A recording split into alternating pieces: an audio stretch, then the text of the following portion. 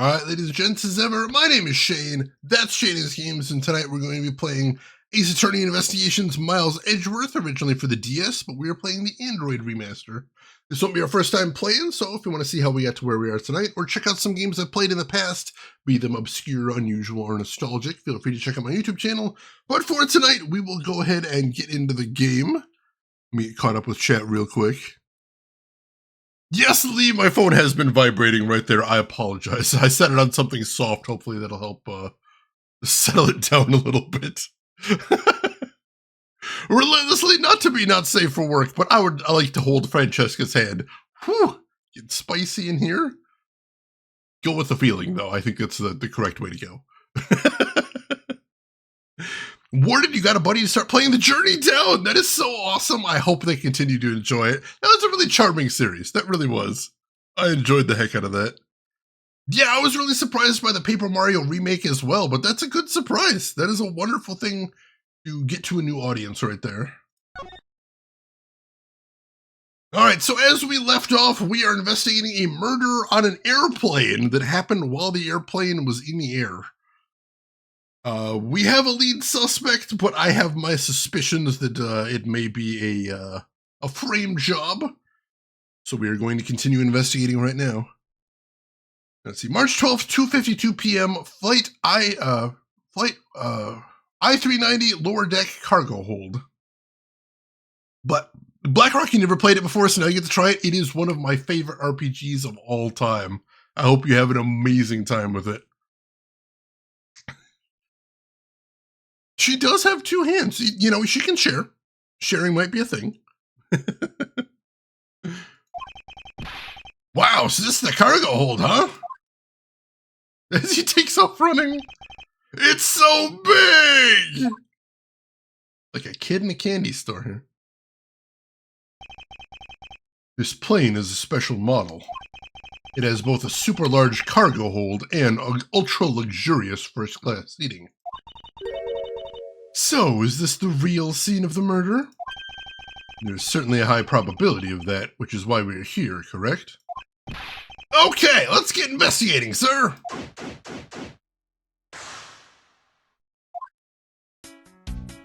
Alright! Yo-Yo, welcome in. How are you doing today, Yo-Yo? Hope you're having a good week. Glad to have you with us. Reminds me, I was talking to my friend about Netflix's One Piece. Do you have a type relentlessly? Is it possible? Also, I should say, I watched episode 2 of Netflix One Piece today, the one with Buggy, and I would have put money that there was no way they could do Buggy justice in live action, but holy shit! Here we are!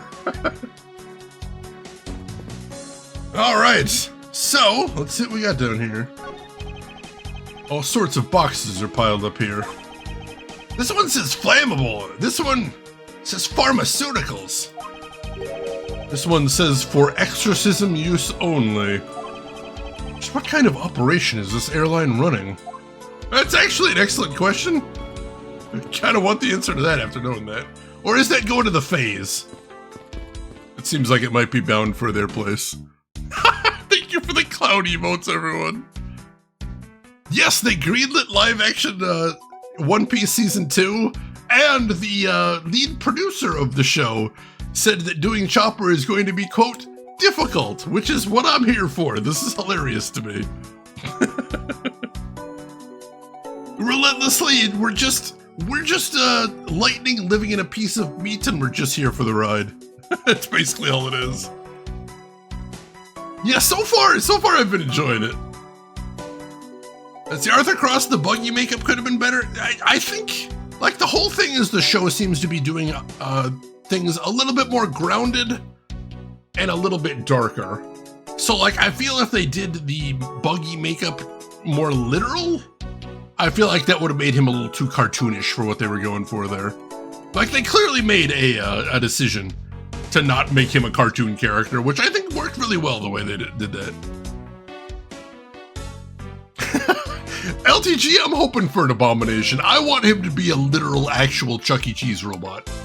That's what I want. I want him to be a robot from Chuck E. Cheese that they put chopper clothes on. That's all I want. Put him on a little dolly and drag him around the sets. That is my dream. Also, yes, the only choice for Dr. Correja is Jamie Lee Curtis. She's already said she's down for it. Just make it happen, folks. Hey, what's with the suitcase, pal? It's what the victim checked in, sir. So, the suitcase belonged to Mr. Hicks. I don't think he'd mind if we took a closer look. There's nothing out of the ordinary in here, sir. Wait, file. And there's a photo of Ms. Von Karma in it, sir. Looks like a profile on Francesca. Well, that's weird.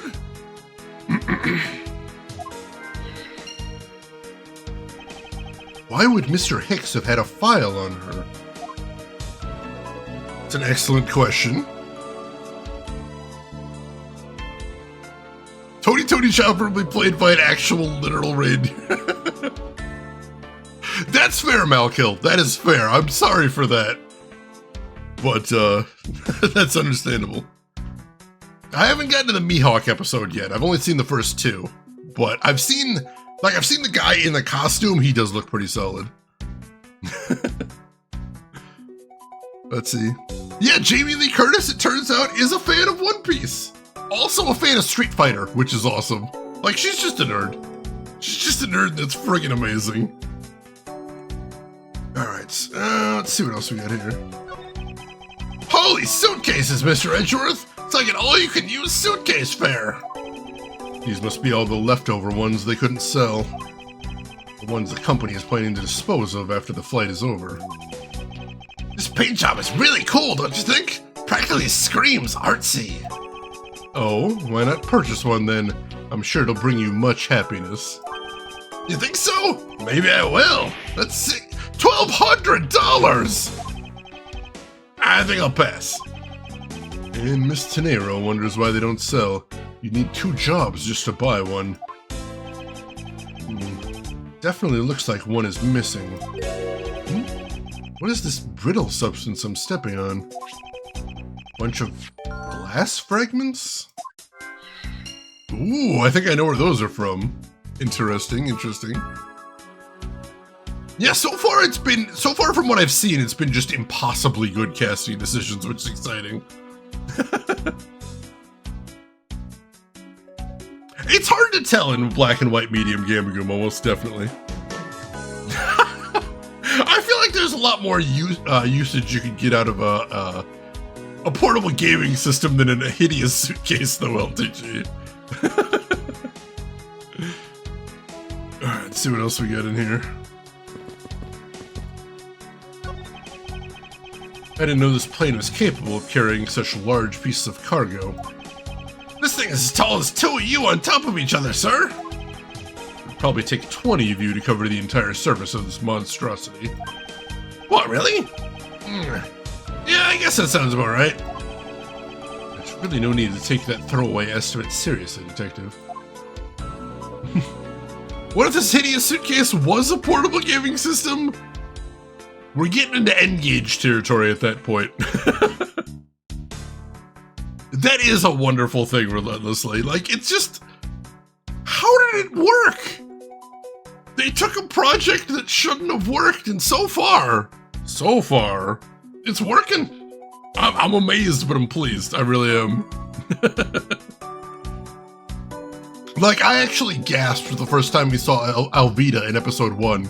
Because I'm like, how did they find somebody that just looks like Alvida? It was amazing.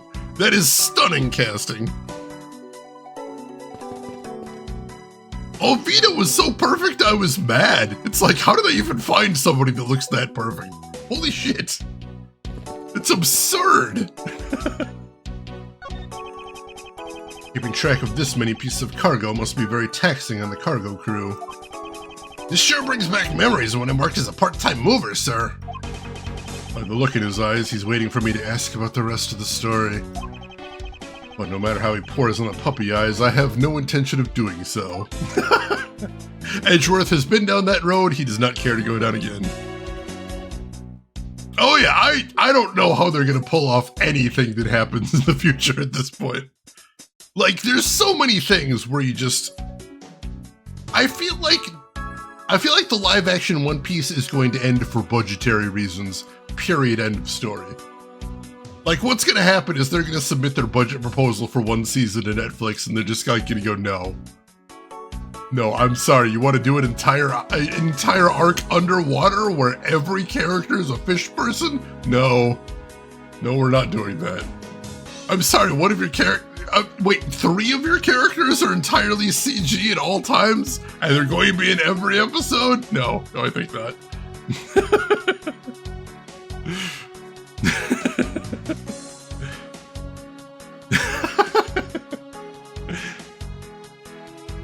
What if they just show the anime?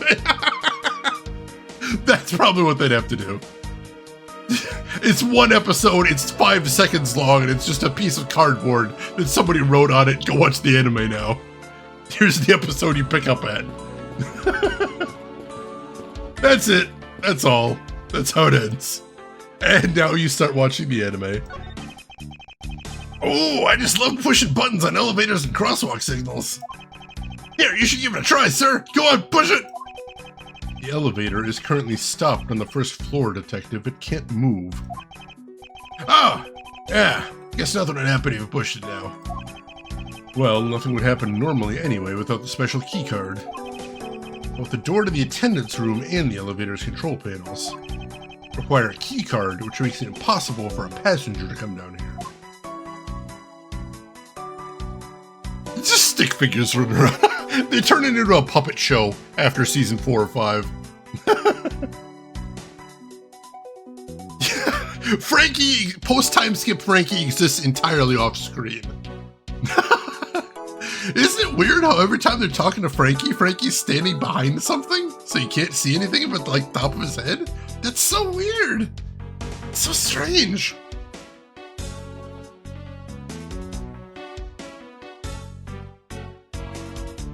Alright.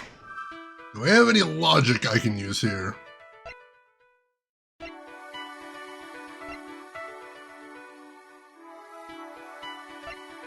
Well, the broken glass could be from the victim's glasses. I don't think it is, though. Let's see if I can talk to anybody here. That would be an amazing running gag. Yes, the Wilson from Home Improvement treatment.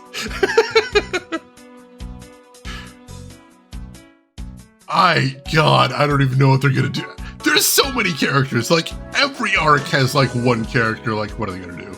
And we got some answers. Hey, what are they gonna do about the lion? They make a throwaway gag about there not being a lion.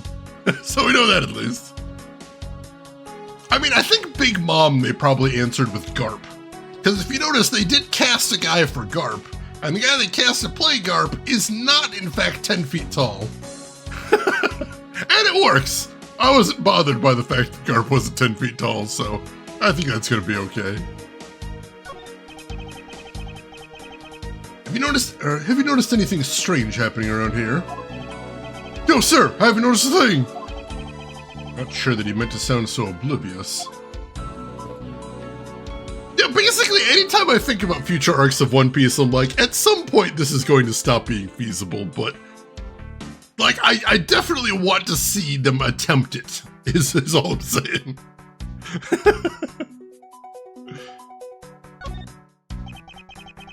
You arrived at the scene of the crime before Detective Gumshoe, correct? And you then immediately began to direct the investigation. It seems to me that you were already here at the airport for something besides this murder.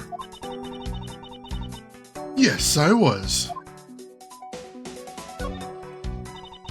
I've been following a very large and involved government-level international crime. But it's much too large for one person to take on alone. So it was decided that I should form a joint investigation with Interpol. Interpol is involved? It's a top-secret operation, so I really can't tell you any more than I already have. Let's see, do I have anything I need to show her? I don't think so. Alright, let's go ahead and save here.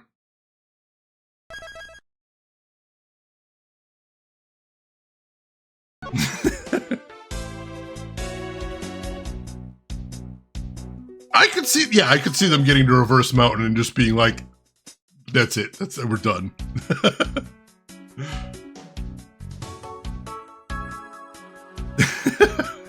All of these are good guesses. Like, there's so many places where they're like, how are they gonna do the next thing? I'm sure they can do Alabasta. I'm sure they can. Sky Island? Probably Sky Island. I feel like that. After that, it starts getting a little sketchy. I mean, the good thing is I know how they're gonna do Long Ring Long Land, which is they're not, because that's a stupid arc and they can skip it. So that makes it easy at least.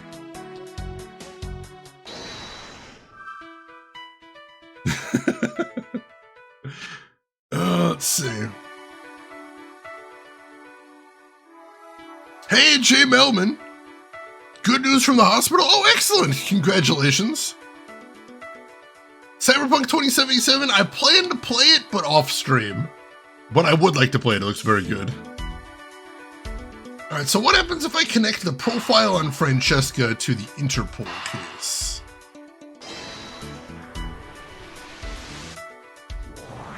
Yes. Now, why would Mr. Hicks have documents profiling Francesca? Oh, I know. I bet he's a big fan of Ms. Von Karma, sir. Francesca said that she'd come to the airport as part of an Interpol investigation. Oh, maybe Mr. Hicks had heard she was coming here, and he followed her. Detective, I think it's more likely that Mr. Hicks was, in actuality, Interpol Agent Hicks. I think Francesca has some explaining to do. Yeah, I think she does. Oh yeah, he was on the wanted poster. God, fuck, that whole arc just needs to be burned to the ground. I mean, yeah, you kinda start Water 7 there, but there's gotta be a way to fudge it. I believe this.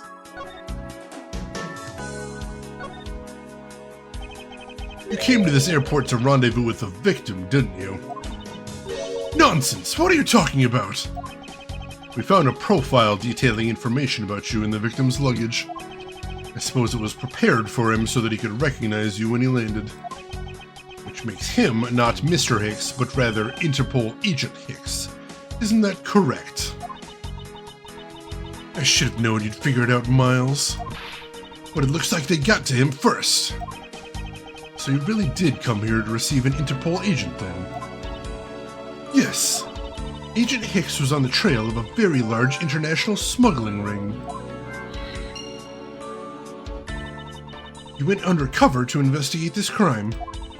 And it was I who put him on this case. I was supposed to receive a call from him on his cell phone once he'd landed. Never expected to receive a call about his murder instead. Alright.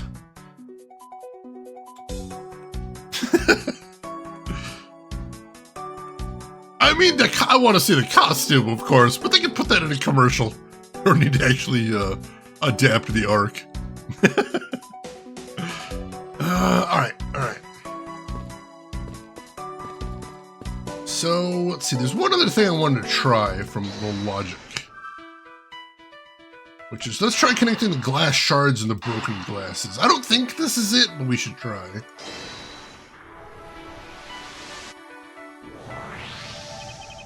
I think we can safely conclude that these fragments are from a pair of glasses. Alright, I was wrong. And the victim was wearing a pair of broken glasses. Exactly what I was thinking. I'm sure that the shards would match up perfectly with the remnants of his glasses' lenses. Ergo, the victim was here just as I suspected. So you're saying that the real scene of the crime was here, sir? That's what I've been saying for a while now. Oh, is it? I didn't know that. Perhaps a bit early to draw that conclusion. However, I believe that the probability has just skyrocketed considerably. All that's left is to find the murder weapon. I think we now have pretty definitive evidence that Agent Hicks came down here to the cargo hold. But what was he doing down here, sir? There's nothing but luggage. Oh, I get it. Maybe he forgot something in his suitcase and came down to get it. Ow! Agent Hicks came here for a work-related reason. Of that, I'm sure. Yes, I'm sure he was here to investigate the smuggling operation he was observing. Francesca, do you know exactly how he intended to pursue his investigation? No, unfortunately, I was going to find out from him after he landed. I see. But this raises another question. A normal passenger can't access the cargo hold on their own. Agent Hicks must have identified himself to a member of the crew, and entered the cargo hold with that person who let him in. Yes, and then he was murdered here. These glass fragments and his broken glasses are a testament to that. And then, the killer put Agent Hicks into one of the spare suitcases, and they entered the elevator. But while they were riding it up, the plane hit that patch of turbulence. Because of the intense shaking, the suitcase popped open and Agent Hicks's body flew out. At the same time, his wallet fell out of his pocket, spilling its contents everywhere. Which explains why there was money scattered all over the elevator floor. Alright, that went well. I think it's pretty easy to say who the culprit is at this stage. What? Really, sir? I know what you're thinking, Miles Edgeworth. But the killer can be none other than Ms. Rhoda Tenero.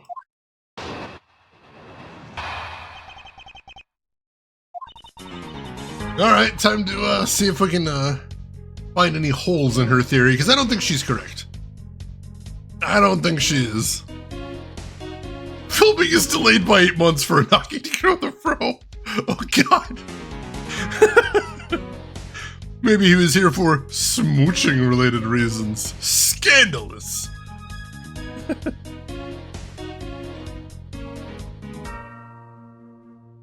Oh my god, yeah, Tim Curry is like, I'm pretty sure it's the other way around is the thing, Malkel. I'm assuming that Ivankov was inspired by Tim Curry in, Rocky Horror Picture Show. So, it would make sense if they could put Tim Curry in that, but, you know, the movie is not a young movie. Remember Reborn? I do remember Reborn. I have both read that entire manga and watched the entire anime. What do you mean it's back? What? How is it? Oh god, are they doing a continuation or a spin-off or what? If it was a crew member, any one of them could have shown Agent Hicks to the cargo hold. But the point to keep in mind is the key card that allows the elevator to come down here. The only person with such high-level access is Miss Rhoda Tenero. I'd say that's a pretty decisive piece of information, wouldn't you? I know what she's trying to say, but I'm not certain it's as simple as that.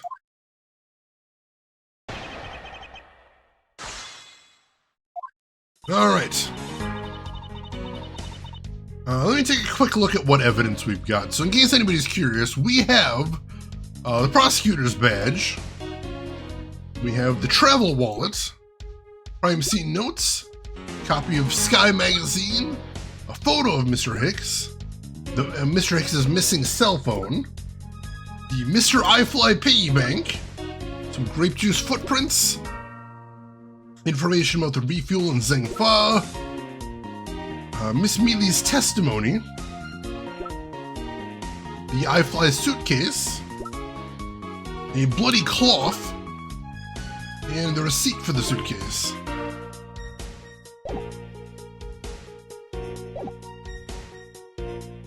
Shonen Jump is announcing something in less than an hour. Interesting, interesting.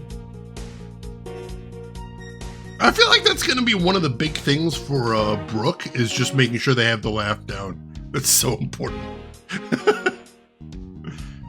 Alright, so... See, I want to press on this statement right here. Why would such important things like the key card be entrusted to only one person?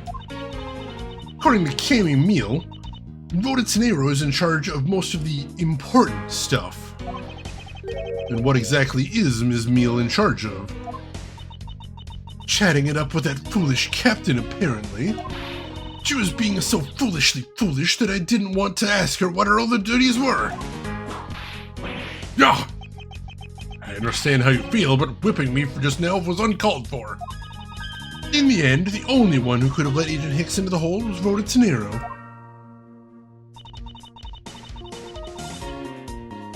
Let's see. I need to blow my nose real quick, folks. I'll be right back. Don't go anywhere.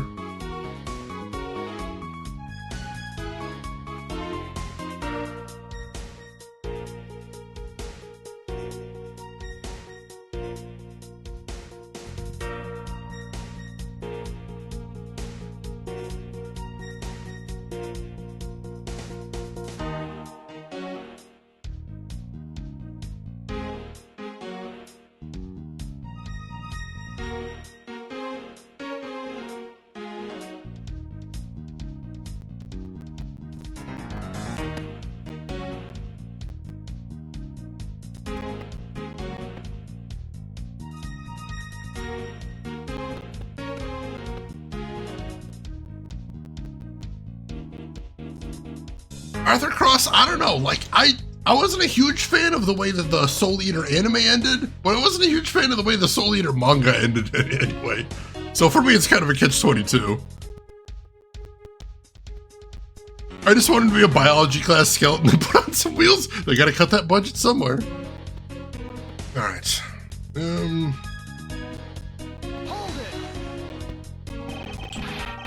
But it's highly likely that the keycard was stolen from Miss Tonero. It's highly likely? Is that possibility the best you can come up with? And you call yourself a disciple of my father? Yes, well, while I don't have any evidence, Be quiet. You're a disgrace. There's more evidence pointing to Ms. Rotatonero, you know. It's not just the keycard that gives her away. Are you talking about the murder weapon, the Mr. iFly piggy bank? Yes, she is also the only person with a key to open that display case.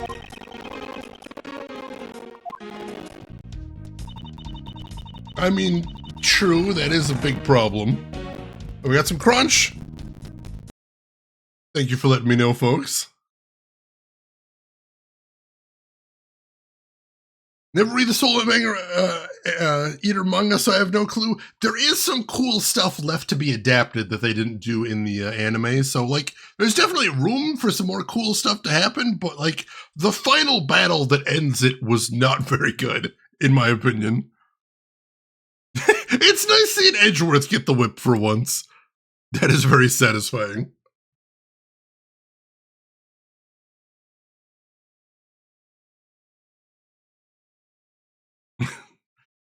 Alright.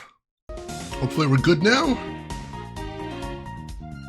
Alright, let's press her again. Furthermore, there is the matter of the key to the display case that held the murderous bank. Hold it. What the... Stop right there, Miles Edgeworth! You don't have any proof that this is just a red herring. If you must keep on insisting that it's a fake, then what is the real murder weapon and where did it go? Speechless, I see. That's not a surprise. After all, you know that we've searched the entire cargo hold and came up empty-handed. Must be a way. There must be something that can help me rule out the piggy bank as the murder weapon. What should be examined to further help us ascertain the authenticity of the weapon? Go ahead and save right here. Imagine this but red! That's amazing.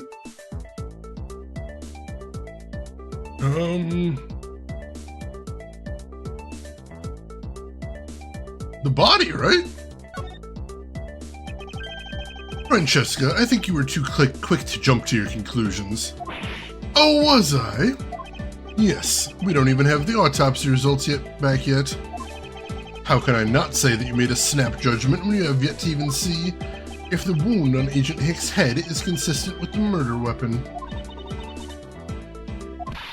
Scruffy! Yes, sir! Contact the medical examiner's office at once.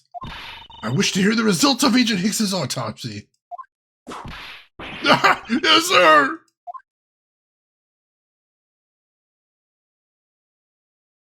All right. We got a big problem, Mr. Edgeworth, sir.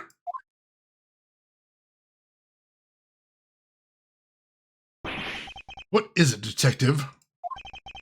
They're still doing the autopsy, but they said they already know one thing for sure, sir. Report, now. The doc said that it's one giant bruise from a beating from his shoulder down to his mid-back. From the victim's shoulder to his mid-back? He was beaten over such a wide area? Well, I'd say maybe it's a sign the killer had a grudge against Agent Hicks. It wasn't just his head. The killer went all out and hit him multiple times, sir. Huh. That's unexpected. Siamese, welcome in. How are you doing today? Hope you're doing good. Why is the whip allowed in the courtroom? We've never got a satisfactory answer to that. Doc Belvin, welcome in, number 1. Number 2, how's your week going? And number 3, thank you so much for a 40-month resub. I appreciate the heck out of that, Doc Belvin. Thank you so much for that.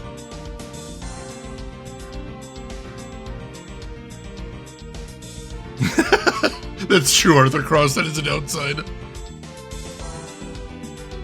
Let's see. Yeah, not merely clubbed, but beaten to a pulp. Holy shit. Yeah, how does it feel, Edgeworth? How does it feel? Scruffy, what is had a grudge against Agent Hicks supposed to mean?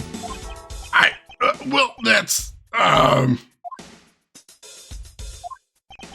Was the wound on the victim's head consistent with a murder weapon, Detective? Oh, well, they said they were still looking into that, sir. You're completely useless. Ow! Sir, I told you already, you can't go down there. No, you remove yourself from my way. Oh no. What is all that racket? My luggage! My cargo! They're mine, and I demand you return them to me! We're still investigating the cargo hold. Please understand and have a little patience. I suppose there is no choice. Finally, I think you get— Hey, what are you— You have left me no choice but to use strong force! Ah! You won't get past me! This is— Wait, that's it! So that's what this whole thing has been about. Further, there is the matter of the key to the display case that held the murderous bank.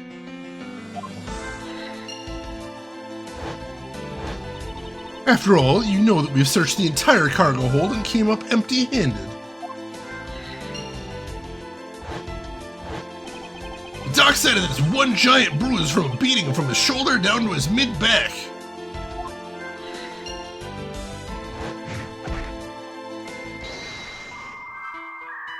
I think I see what's going on here. Alex! Welcome in, Alex. Welcome in, Alex Raiders. How are you doing today? Alex, how was your stream? What were you playing? Tell me everything. And for anybody that doesn't know me, my name is Shane. That's Shane's Games. I play the obscure, the unusual, and the nostalgic. And today we're playing Ace Attorney Investigations Miles Edgeworth. Originally for the DS, we are playing the Android Remaster. Let's see, let me get caught up right here. You respectfully shut the fuck up. That guy, I was not good at keeping him from getting down there.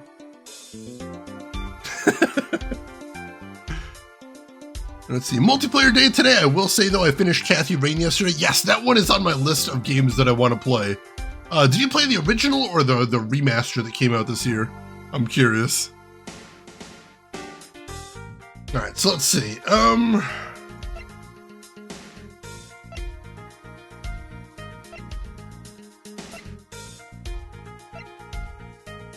We need to connect two things here.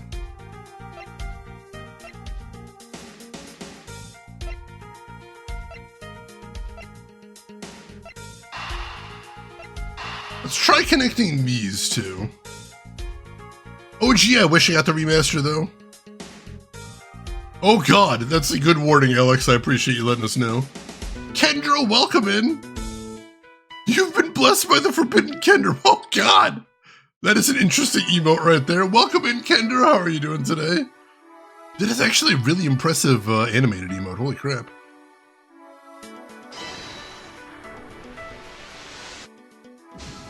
Ah, nope, that's not it.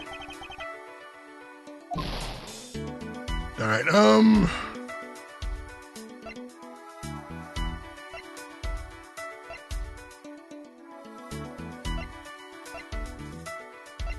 try connecting these two. There we go. Allegedly, the killer struck the victim many times over, which is why there is extensive bruising over such a wide area. But is that really the correct conclusion to draw from the evidence? The bruise from his shoulder to the middle of his back is one continuous mark, which is more suggestive of a single blow to the back. If that's the case, then the piggy bank is much too small to have caused that. Therefore, the murder weapon must be something far bigger. Alright, we're doing some logic here. Yonderheim, welcome in. How are you doing today? Made the 3D model in my college class. Hell yes. Getting some use out of the degree. That's always nice there. Yonderheim, thank you for the follow there. I appreciate that.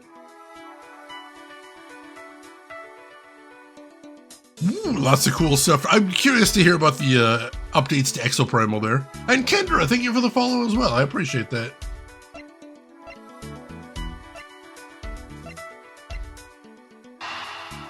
Try connecting these two.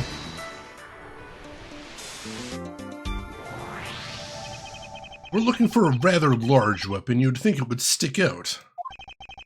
But so far, we haven't found anything that resembles a weapon of any sort.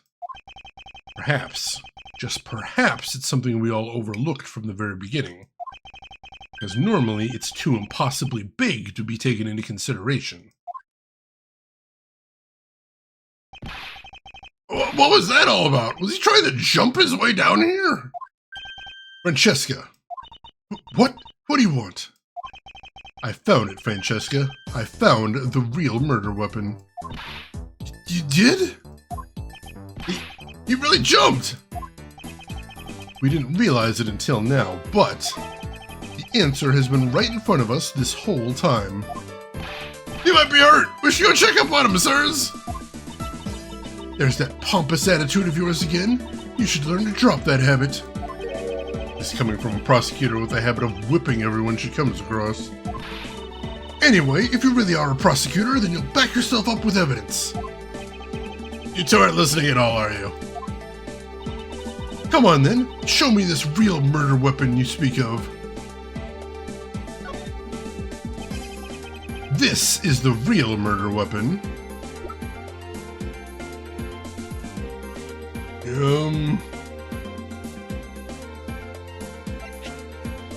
What do I have here?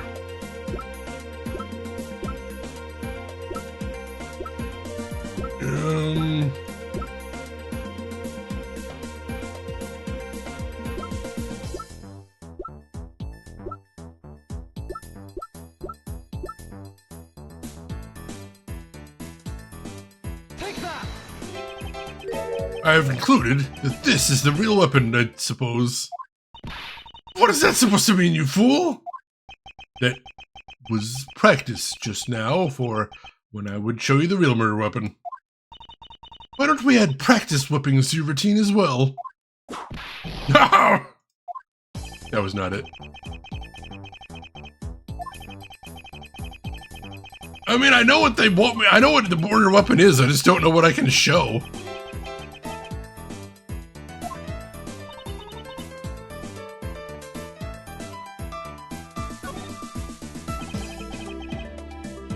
There might not be anything I can show. Made the Kinder Bowl guy do? I hope so. I hope so. I did not get Exoprimal. I was waiting until they released that pure PvE mode they were talking about. I was curious about it. Yeah, that's what I was thinking. The suitcase is big, but it's not impossibly big. I'll go ahead and say it. I know what the murder weapon is. The murder weapon is the cargo. The murder weapon is the cargo, but I don't know if I have anything in here I can actually show to indicate that. Valendrith, welcome in. Sustained. How are you doing today, Valendrith?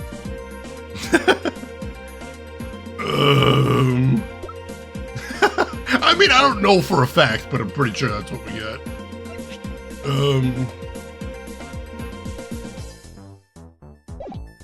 The murder weapon is the friends we made along the way.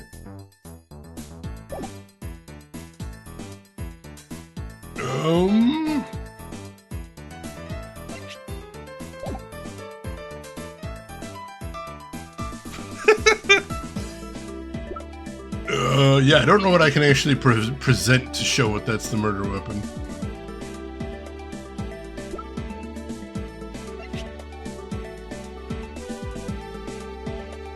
Take that. Yeah, no.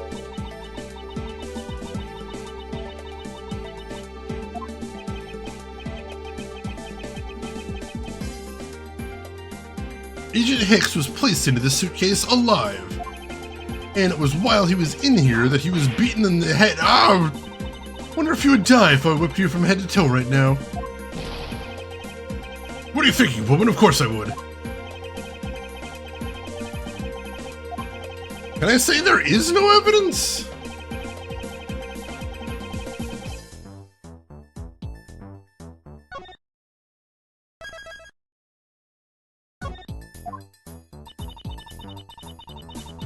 Let's see, don't have any evidence to show? I don't have any evidence to show you. Foolish reason for a foolish fool from a foolishly foolish fool meant to fool me. What do you mean by I don't have any evidence to show? Perhaps I should have phrased that as that which caused Agent Hicks's death is incorporeal. Forgive me, but I do believe I have figured out what the real cause of death is. Here we go. So yeah, I had to select I don't have evidence. That was the trick there. Yeah, Rooks, it's true. It's true. That is kind of unfortunate where you're like, I know what the answer is, I just don't know how to phrase it in the way the game wants me to phrase it. The whip, yeah! Oh god, poor Edgeworth. R.I.P. So what was the point of showing evidence? It was a red herring to deplete your health. That was it. There was no motive. Oh god, that case. The victim fell from a great height and subsequently died as a result. In other words, the real cause of death is free falling to the ground. If fell to his death? Yes, this is the only plausible possibility. The victim has extensive bruising on his back, the back of his head and his back. And the only rational explanation for these injuries is that he fell to his death. But the murder happened inside this plane. I know. Are you claiming that there is some place in this plane from which he could have fallen from? As I said earlier, the answer has been right in front of us this entire time. You can't mean... Yes, I do. The victim fell from the top of the stairs of this very cargo hold. What? Then, we're in trouble. We may have a second death on our hands, sirs. Hey you! Tell me you're dead, pal! Quiet! Why are you screaming? He's live! And there you have it, Miles Edgeworth. It's not possible that Agent Hicks fell over the railing to his death. That man is living proof of that. I suppose it's true that it's not possible, given the current circumstances. The current circumstances? What is that supposed to mean? Suppose that large piece of cargo wasn't there at the time. What would have happened then? It would have been a Borginian pancake for sure, sir! I suppose that man over there wouldn't still be breathing. But the reality is the cargo box is there. So there is no point in entertaining wild hypothetical scenarios. It may be there now, but there is no proof that it was always there. This actually sounds like the kind of bullshit that Edgeworth would use against Phoenix Wright in the courtroom, which is astounding. Nice being on the other side of the table for once.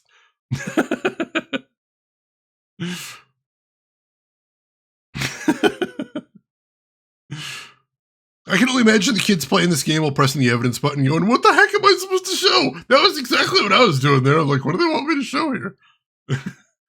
Are we the bad guy? I mean, technically, we're still going to bring a killer to justice, so we can hand wave a lot of this stuff. Ha! As if there could have been a window of time when that giant box was not here. Ah, but there was. What?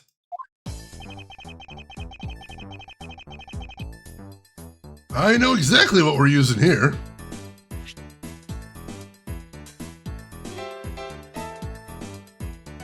Take that!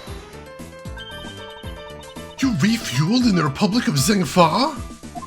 Yes, but this flight had a short layover in Zhengfa. This flight has a short layover in Zhengfa in order to refuel. But that wasn't the only reason for the layover. We also transferred some cargo. What if the box in question was only transferred onto the plane at that time? Further prove my point, let's take a look at what's next to the box in question. Ah! It's labeled Zhengfa Express! Correct, meaning it was loaded onto the plane in Zhengfa. Excellent, excellent. Now, what if the box in question was also loaded on at the same time?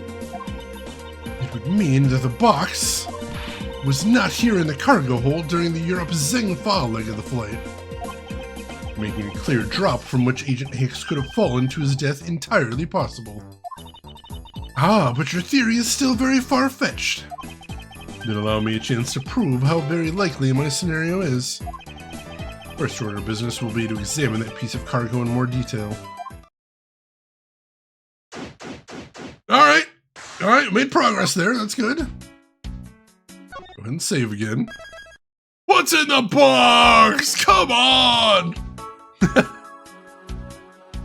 I mean, even though we've been playing this game for a couple days so far, it's still hard not to think of Edgeworth as the asshole we kept kicking the ass of in Phoenix Wright. Let's see, wasn't Edgeworth the one that brought Phoenix Wright to his fall in Trial and Tribulations? I think it was, no, because I don't think Edgeworth was ever the prosecutor in Trials and Tribulations. If I remember correctly, I thought he was only the prosecutor in the first game. I could be remembering wrong, though. Why is she so mean? Why am I so into it? Good question to introspect on.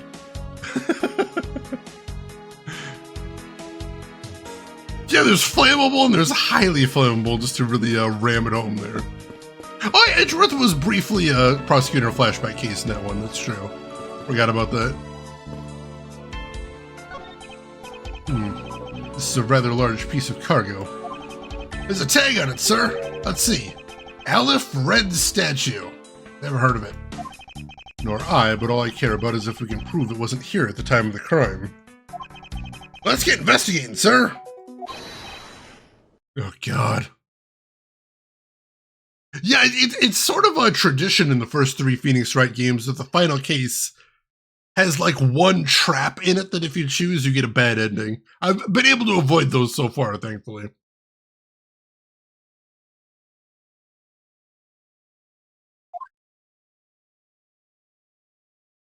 Dude, you had one job! Look here, do not go about touching my possessions without my permission.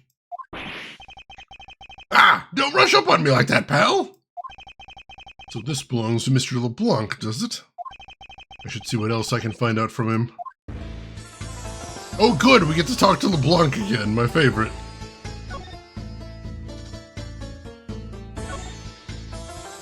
I take it that this large piece of cargo belongs to you, Mr. LeBlanc? Of course it is mine. I shipped this fine piece of art from Europe. This Aleph Red statue is worth 10 million cents. No, maybe much, much more. Mr. LeBlanc's reasons for choosing this plane must have been the large cargo hold. 10 million cents? I suggest you stop trying to calculate how many packets of noodles that makes, Detective. Darn. How did you do that? feel like you keep getting better and better at seeing right through me every year. Though I grow with each revolution of the planet around the sun, I have yet the distinct impression he continues to madly spin in place. Hey, Mr. Edgeworth, so that 10 million cents, is that in euros or dollars? Does it really make a difference to our case? Mr. LeBlanc, is there a chance that your cargo is related to our murder case? I was wondering if you would allow us to examine it a bit closer.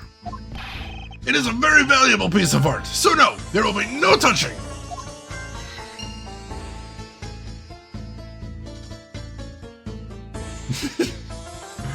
Let's see what we got in the organizer new here. Oh, we didn't get anything new. We got some more logic. Let's see what we got in here then. Yeah, that outfit's a bit wacky there. That is a lot of bed sheets, it's true. Excuse me.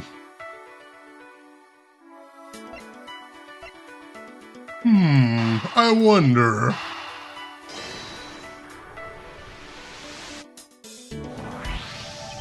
Mr. LeBlanc has something to do with the smuggling ring. It's possible this fake statue was brought on board in Zhengfa. I think I need to question him a bit further.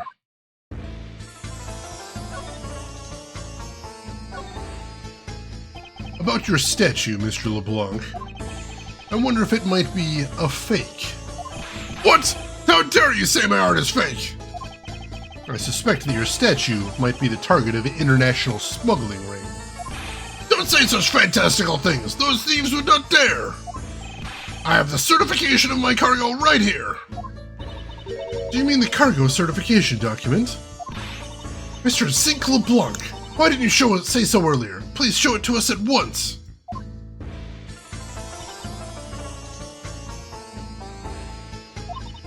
I can't read this, what does it say? It says as plain as day, the cargo was put onto the plane in Europe. And there you have it, Miles Edgeworth. Too bad for you. The statue was brought on board in Europe, just as it states in the certificate. No, that's... Which means that there never was a window of time in which the statue wasn't sitting there.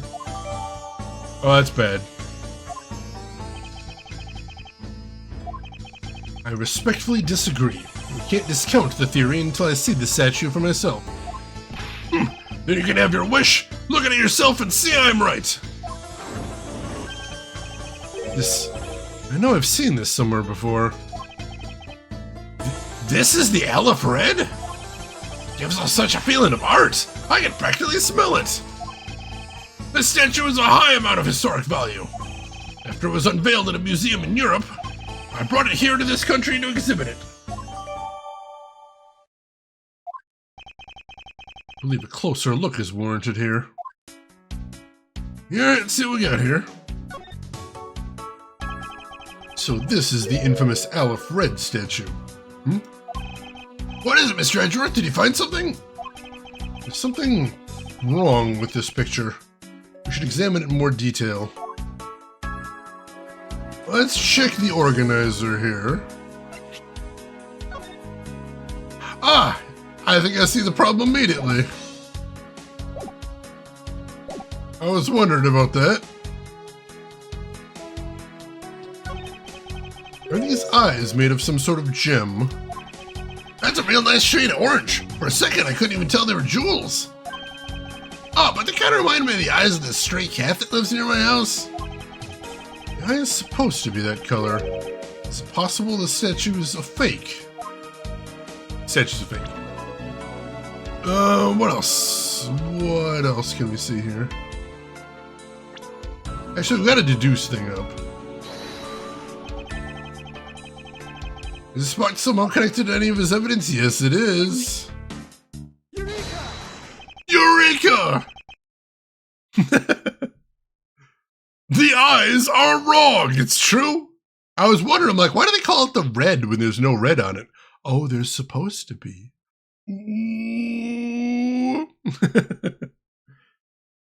These eyes are awfully orange, don't you think?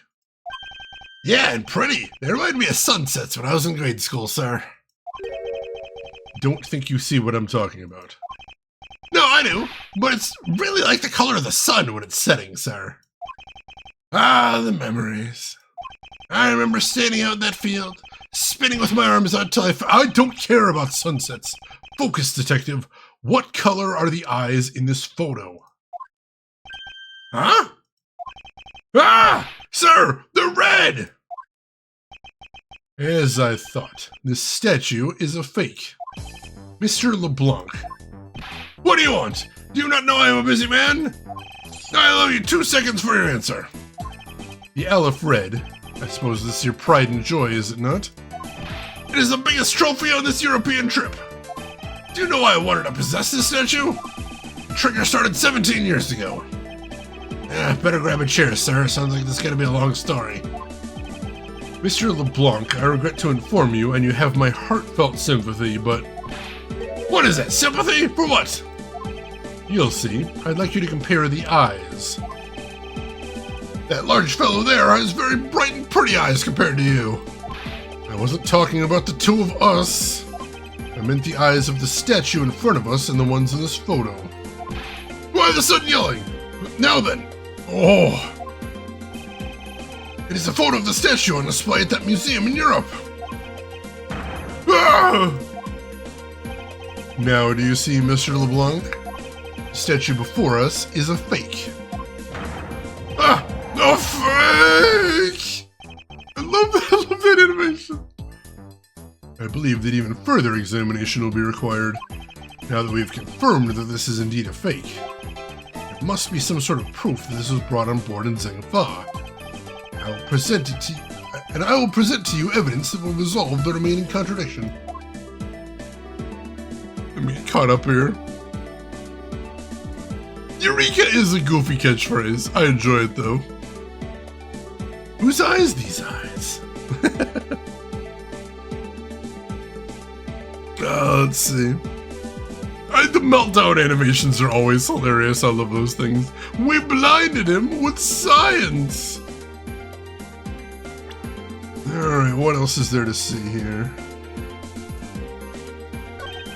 What's this?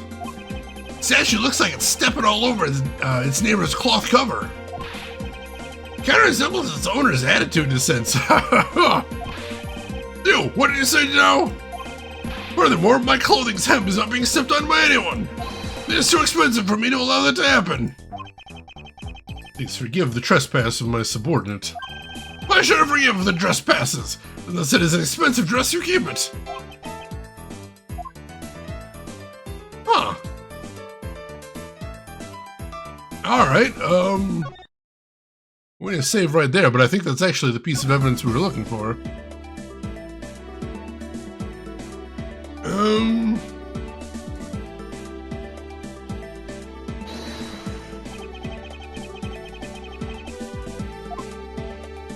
Do I actually have evidence I can use here? I don't know if I do. Hang on.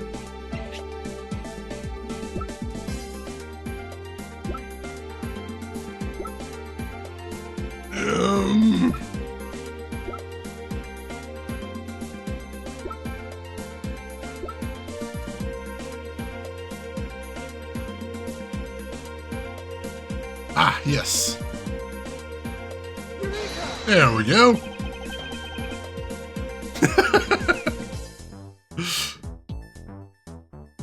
Let's see. There is clearly a contradiction here. What are you going on about? It's just a simple case of a cargo cover getting stuck under another piece of cargo. Ah, it's not possible. But it is. It shouldn't be this way, but the statue is on top of the cloth. I'd buy that for $1. Supposing that the neighboring piece of cargo was brought on board in Zhengfa, there is no way that any part of it should wind up under something from Europe. Which means that the fake statue was smuggled on board in Zhengfa. But then what about the cargo certificate? I know what's going on there now, too. Let me ask in return, what about Agent Hicks? Why did he come down here in the middle of the flight? There is only one reason why, to secure proof of smuggling activity aboard this flight. So you say, but I don't believe he had to do that in mid-flight. We could have just as easily inspected all of the cargo after the plane had landed. That may be true, however, you have it backwards, Francesca. Sure, Agent Hicks could have waited until after the plane had landed, but he had a reason for coming down to the cargo hold. Suppose he had found the fake at the airport, it would have been after the swap had occurred. At that time, the suspicion would naturally fall onto the statue's owner, who would have no way to prove that the statue was switched without his knowledge. Which means there is someone involved who is forging or modifying cargo certificates. Interesting. That does seem like a very Hardy Boys Nancy Drew plot. See also anything involving a lighthouse or an abandoned mine. Yes, the victim knew the real version of this was going to get nabbed, huh? Yes, while this photo could be seen as nothing more than a simple souvenir, it was in fact taken to be used as a reference document later on. Next, Agent Hicks had to secure proof that the smuggling had taken place. He came down here to take a picture of the cargo hold, a rather empty one at that, right before the fake statue could be loaded on board. Photo of the hold missing a valuable piece of cargo would have been proof enough. After that, all he'd have to do is hold the Zheng Fa cargo crew and arrest the smuggler. Exactly. This only goes to prove my theory. If the statue was not in the cargo hold during the Europe-Zheng Fa leg of the trip, there would have been enough height from which Agent Hicks could have fallen to his death. Officer! Move this statue immediately! I want a thorough examination of the floor underneath, now! Here's Von Karma. I'm ready to report my findings. Go on. After moving the Aleph Red statue out of the way, we tested the area under it with luminol, and there was a reaction. I see, there was a reaction to luminol, an indication that there was blood in that spot. Can you stop looking at it now, sirs?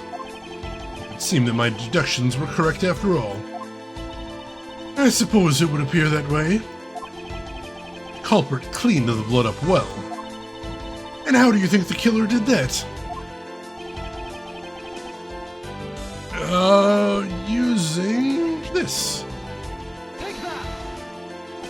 The killer used the bloody cloth I found inside the suitcase to clean up the mess. I see. They had a need to clean up all the blood before the plane landed in Zheng Fa. Yes, because otherwise the cargo crew would have discovered it during the layover. So you guys are saying that the murder happened before the plane landed in Zheng Fa? There is no other conceivable timeline for the events of the murder. If that is true, that throws a certain person's testimony into doubt. If the murder occurred before we landed in the Zheng Fa, then this becomes highly suspect. Save first. What about a lighthouse found in an abandoned mine, or the proof of the smuggling ring of knockoff gavel plushies? Tarek, welcome in. How are you doing today? Glorious. I've heard of the brand Glorious. I don't know about their mice specifically, but I've seen their keyboards around. Supposedly they're pretty decent. FD Earth, welcome in. How are you doing today? Are you save scumming? It's only save scumming if you reload, and I haven't done that yet. Let's take a quick look at our evidence here.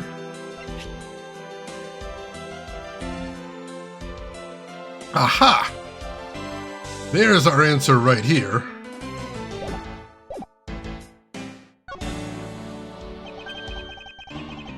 Save pre-scumming! Exactly. Artisanal bet hedging, yes! Recall Ms. Meal's testimony about when Agent Hicks in regard to when we departed Zheng Fa. I saw Mr. Hicks sitting in his seat at 5 a.m., you know. She claims Agent Hicks was alive at the time of the service calls, but... that totally contradicts the facts, sir! Why would she lie about something like that? I think the only person who can answer that is Ms. Meal herself.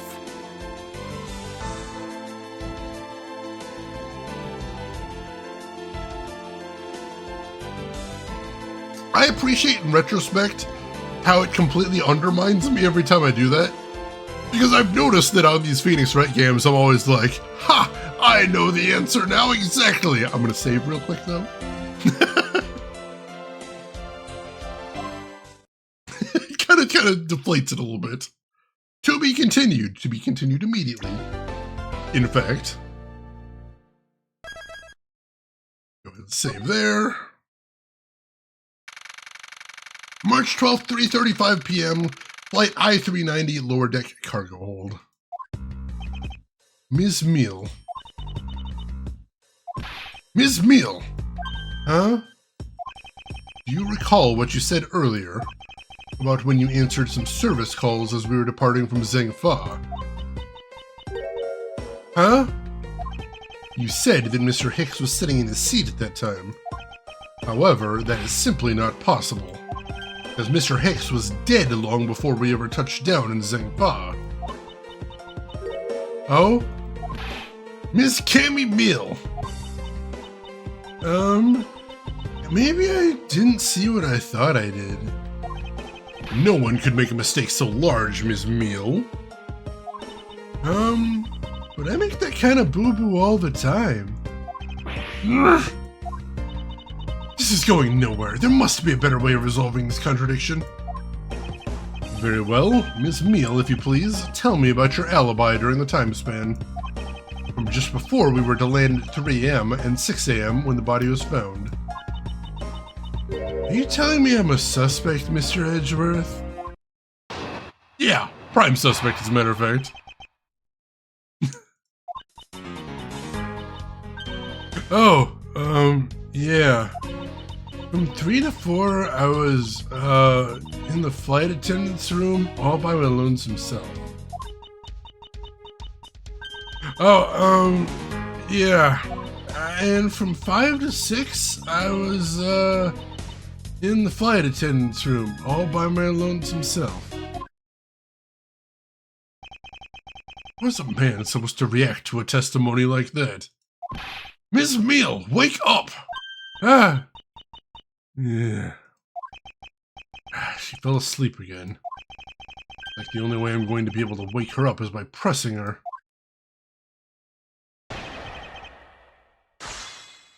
Well, this is ridiculous. What kind of flight attendant has an outfit like that? I don't know. Like, I think it is a normal outfit that she just hasn't buttoned up in the slightest. Sky, welcome in. How are you doing today, Sky? How's our week going?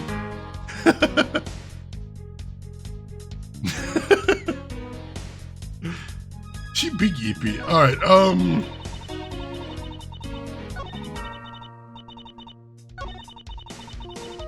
let's press her on this one. So you were alone the entire time, were you? Yeah, no one else even popped their head in to say hi.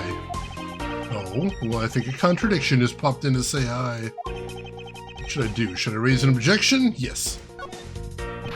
Miss Meal, there is a clear contradiction embedded in your testimony. Huh? What are you talking about? It's not possible that you were alone in the attendance room the entire time from 5 to 6. Let's see what we got here.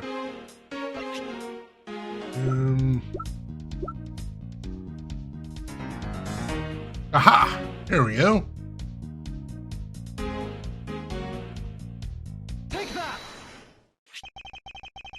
Been one hell of a week, but I'm doing okay. Hopefully it's the end of the hell week. I need to get some rest. I'll keep my fingers crossed. Let's see. I wonder if you would be so kind as to take a look at this receipt, Miss Meal. Huh? Receipt? For what? It's for the suitcase Miss Tenero bought. Now, if I may direct your attention to the timestamp. As you can see, it clearly says 5:40 a.m. Ms. Tenero. Yes? Huh? Why is the killer here? I thought you'd have her locked up by now. I requested that she be present as a witness so that we may straighten out your complex lie.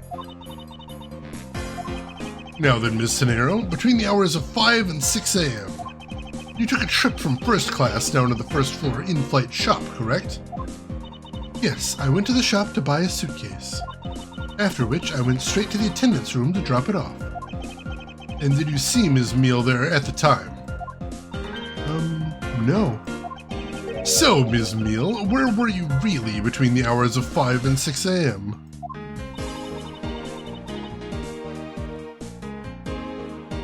Miss Cammy Meal! Huh? The bathroom? I'll be the one to ask the questions here. Yeah, maybe that's it. I probably just missed her. Nature calls, you know? You take me for a fool. That's a little too convenient to be true. But it's the truth. Cross my heart. I don't have enough conclusive proof to counter-argue her at this stage. You don't believe me, do you? But please, won't you give me a chance and hear me out? New testimony!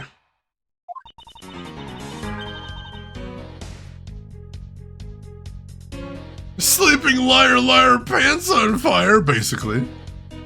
Your neighbor who, welcome in. How are you doing today? Hope you're doing good. It does happen, especially on flights. I've been there. Look, I know you're suspecting me because I'm one of the crew, but you'd think then maybe you should also suspect Miss Rhoda too. She's the one in charge of the elevator keycard in the shop, you know. If you ask me, that makes her super suspicious.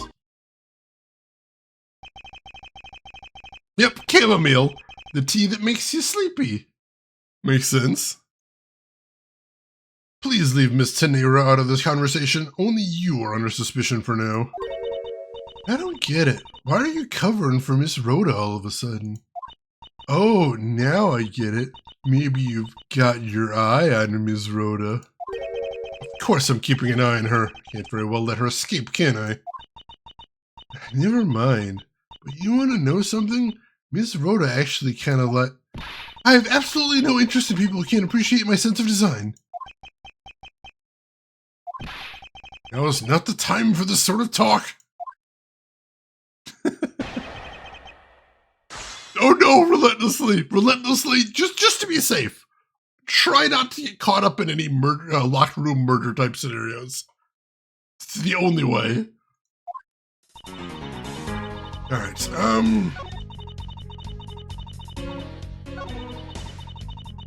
let's see, let's press on this. And what are you in charge of, Ms. Meal? I take care of the attendance room. That doesn't count! Oh, but I spend so much time in there, it may as well be my responsibility. Mr. Edgeworth, Cammy is very talented in languages, though she assists passengers who may not speak English. Especially those who speak Borginian. She is the only one in this flight who is fluent. Oh, you mean that kind of what am I in charge of? Why didn't you say so in the first place? What else could I have meant? Yeah, so I'm really good at Borginian. Fluent in Borginian? Then I suppose you're in charge of processing documents in Borginian. Yeah, I take care of anything that has to do with Borginian. Very interesting.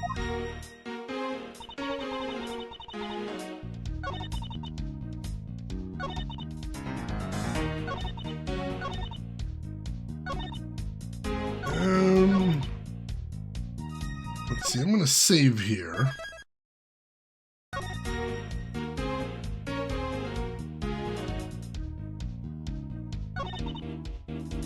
Is there anything else here? I'm gonna try this. I don't know if this is gonna work.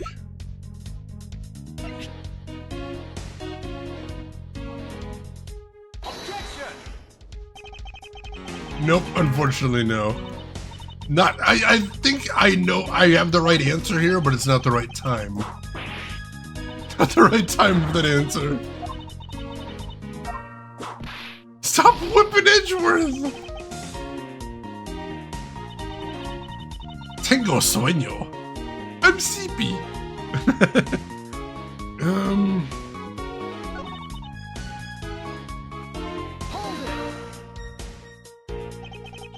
She's already being detained for further questioning, or have you already forgotten? Oh, yeah, I guess I just forgot. Cammy, don't tell me you suspect me too. Sorry, can't help it. I mean, other than you, there's no one else who could have done it. I can't believe you would think that. I mean, me, a killer?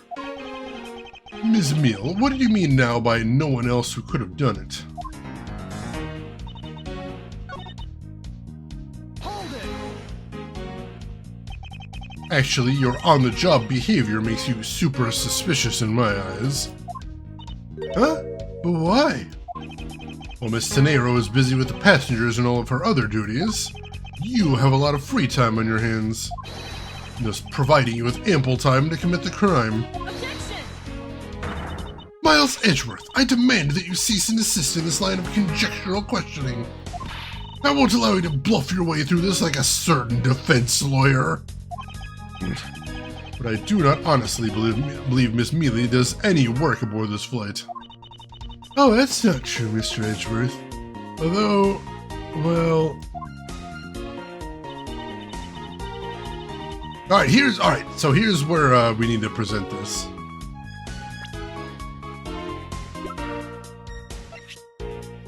Objection! There we go. Wrong statement, but I had the right idea there.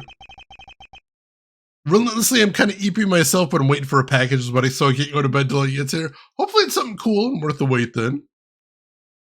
So, you're the only one in this flight crew that speaks Borginian. Is that correct? Oh, yeah, I guess so. I studied abroad in Borginia for a while. You big eepy. If that is the case, then the signature on this document belongs to you, doesn't it? This is a falsified piece of documentation with only one purpose: to lead anyone who read it to believe that Mr. Wonk's statue was loaded in Europe. The only person who could have either prepared or processed this document in Borginian is you, Ms. Meal. We're not blowing her away yet. Without your participation, the smuggling of the Aleph Red could not have occurred. Don't sleep while I'm pointing my finger at you! Oh, I wouldn't dream of falling asleep on you, Mr. Edgeworth. It is exactly as you say. Are you confessing to having participated in the smuggling? No, far from it. It's true that I was the one who signed off on that document. But you can't use that fact alone to make your allegation of smuggling stick. There's no direct correlation after all. All you have is my signature on a piece of paper. Really? All you did was sign it.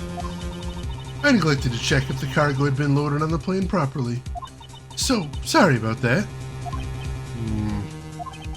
Seems that she's finally woken up. This is going to be one tough fight. Suppose, and this is just a supposition, even if I was involved in the smuggling, you can't throw the charge of murder on me just like that. Objection! If you were involved in the smuggling, you would have a strong motive to kill. Agent Hicks was in the middle of an investigation regarding a smuggling ring. And just when he was about to close in, he's killed by a member of that ring. Well, did you ever stop to think that maybe Rhoda is a smuggling ring member? After all, unlike me, Rhoda had access to many things on this plane for work purposes. So perhaps there is some element of a setup at play in that case. What are you talking about? She used bubble gun! It's not very effective. Don't worry, I wasn't talking about you. I meant the killer. First, it was myself, and now it's Ms. Tenero who's under the microscope. Seems to me that our killer is going to great lengths to pin this crime on anyone they can. You have no proof that Rhoda's being set up, or that she isn't.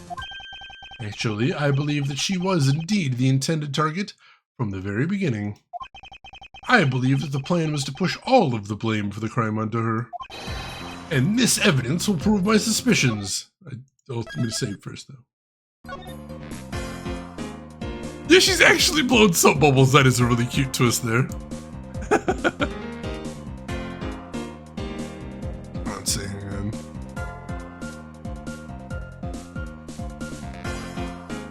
Let's see, it's a birthday present to your sister. A JoJo figure! Oh, that's awesome! I hope she enjoys it.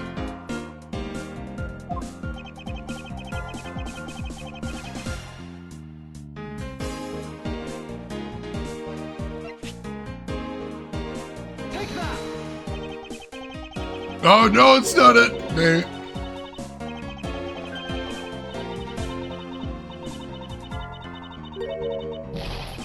Dang it. Thought that was it.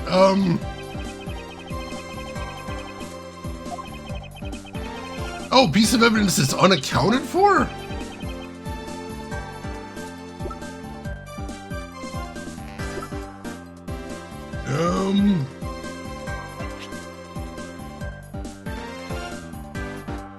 Take that. Damn it! He tricked me! He tricked me! When he mentioned something that's unaccounted for, I thought maybe he was talking about the cell phone there. I love buying presents for people too relentlessly. It's one of my favorite things. What else have we got here?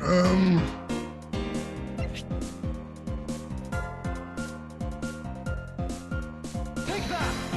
There we go. The killer could have hidden the body anywhere and yet chose this suitcase. Why is that? Perhaps it was to move the body up from the lower deck to the first floor. However, why go through the trouble to do so? Ha! That poor teddy bear!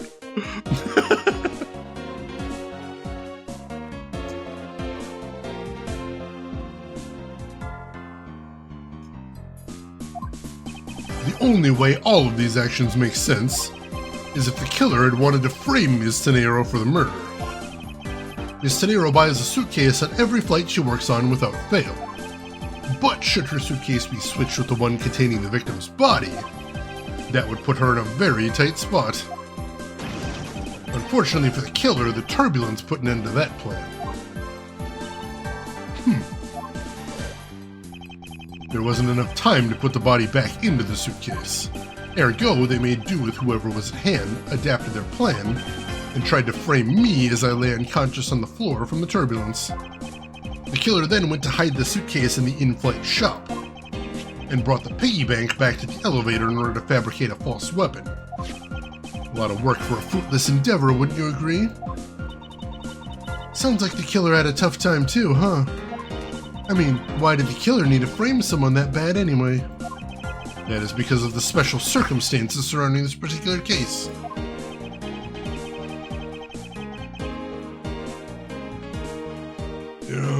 Save.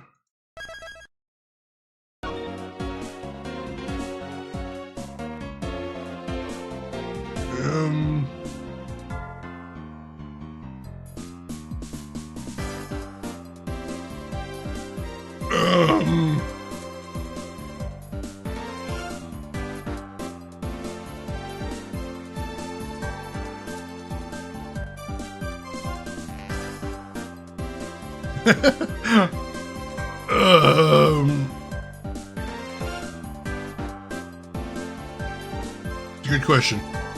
Who the murder victim was? The killer was at a loss of what to do with Agent Hick's body, but as it just so happened, there was a bunch of empty suitcases nearby. Being a skinny man, the killer thought to put the body in the suitcase and hand it off. You mean the whole plan to frame someone was an elaborate coincidence? No, that's not what I said. You've wrongly deduced my meaning, Miss Meal. One of the wrong deductions is you. Think before you speak again. Patience, Francesca! I was about to reveal the truth.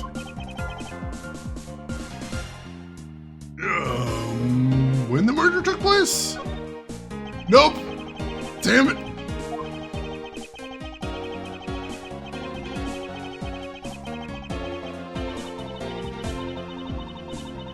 Dang it. I'm not doing great here.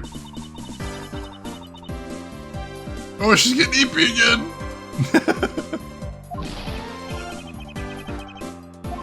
Yeah, I wonder what the right choice is now.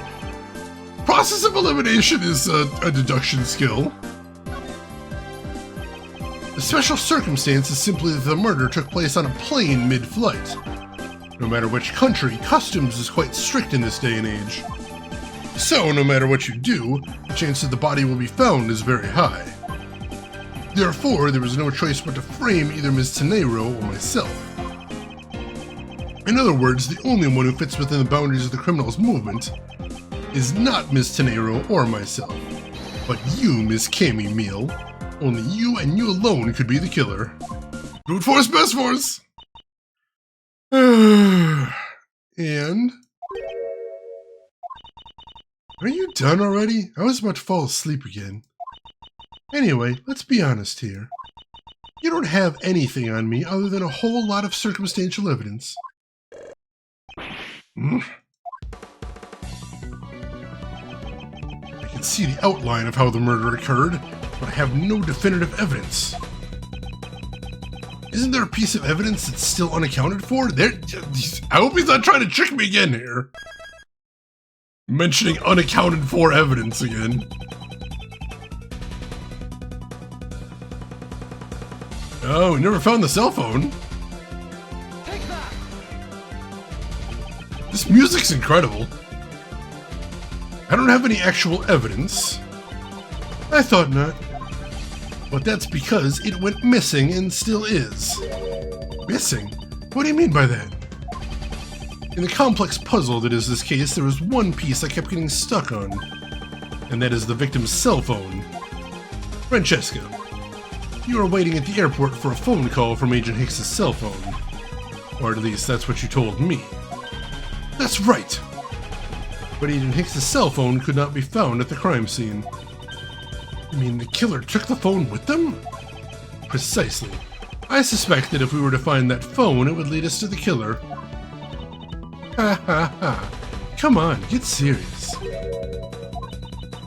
If the victim fell to his death from that height, wouldn't his phone break as well? We won't know that until we try a little experiment, will we?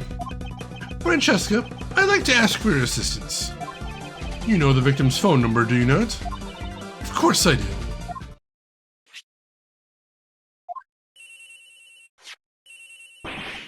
Agent Hicks's phone! It's ringing from somewhere, sir!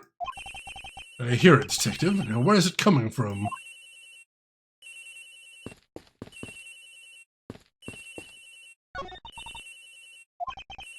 Ms. Meal, wake up! Sorry, Mr. Edgeworth. I got sleepy all of a sudden because it sounds like a lullaby I used to love as a child. Better find that cell phone fast.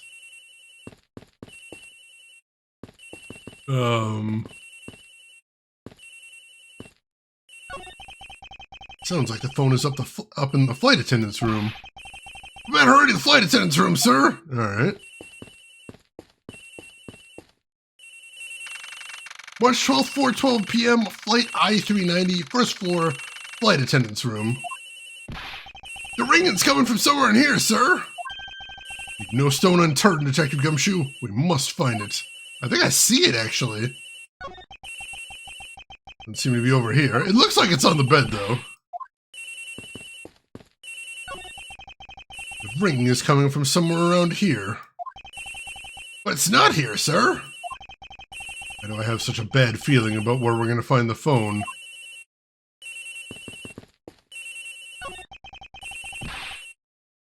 The ring is coming from in here, sir! What? No, it can't be! This has got to be the victim's cell phone! Just whose locker is this, sir? It's Miss Tenero's. What?!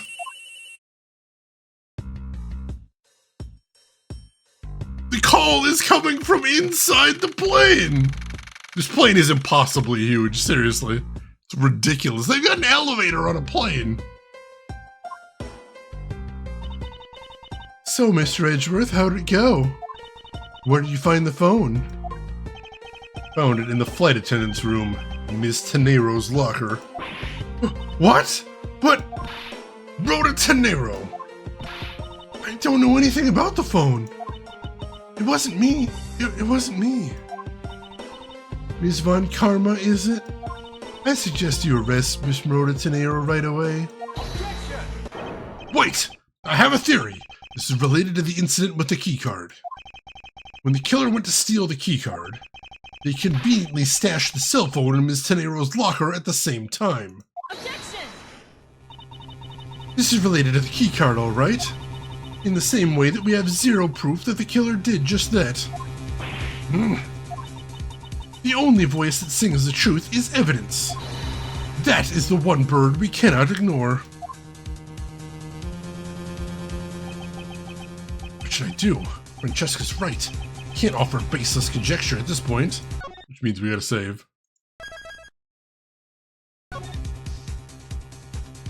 Hey DB Stewart, welcome in. How are you doing today? Hope you're doing good. Yeah, they do have a full grand piano in here, which is insane. We are on the ground at this point. We are at the airport, which is how Francesca got aboard. Hey Bob, welcome in. Hope you're doing good. Alright then, why did the culprit take the cell phone from Agent Hicks?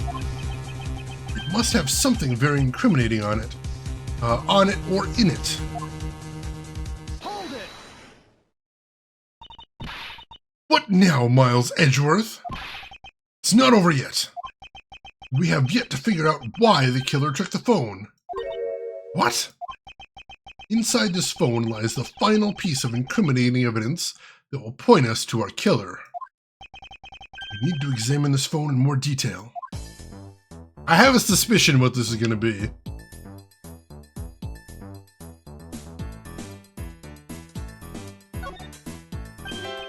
Ah, it's a camera lens.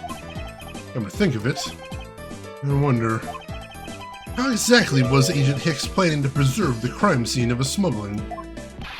Francesca, I need you to confirm something. This cell phone, can it take pictures? Mr. Edgeworth, I can't believe you didn't know about this kind of basic stuff, sir. That looks like a very similar model to my own. And mine can take photos just fine. Do you think Agent Hicks could have taken some pictures with this? In particular, pictures as evidence for his smuggling case. If so, I'd say there may be some very inconvenient photos in here for our killer/smuggler. But the phone's all busted up, sir! Even a super prosecutor can't repair a broken phone. Find a way, don't you worry about that!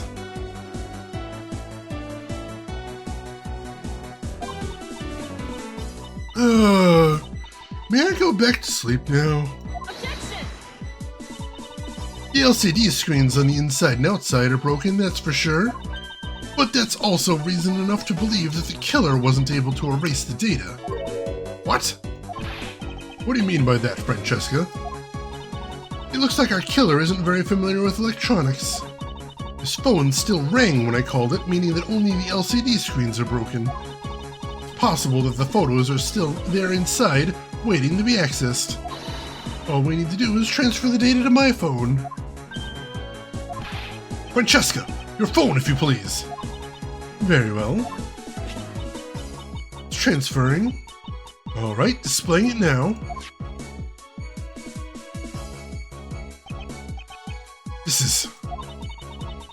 Agent Hicks was most certainly trying to obtain some evidence for his smuggling case. Hey, the elephant's nowhere in this pic, sir! But this has no meaning as a piece of evidence in the murder case, right? Oh, she's right. There's not much we can find out from this about Agent Hicks's killer, sir. Is this it? Is this the end? Is there really nothing in this photo we can use? I mean, I think there's something.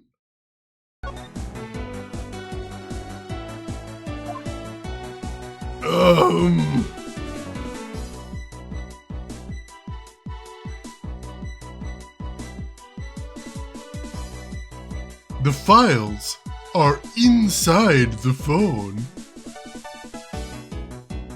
Alright, DB Stewart, well, thanks for stopping by.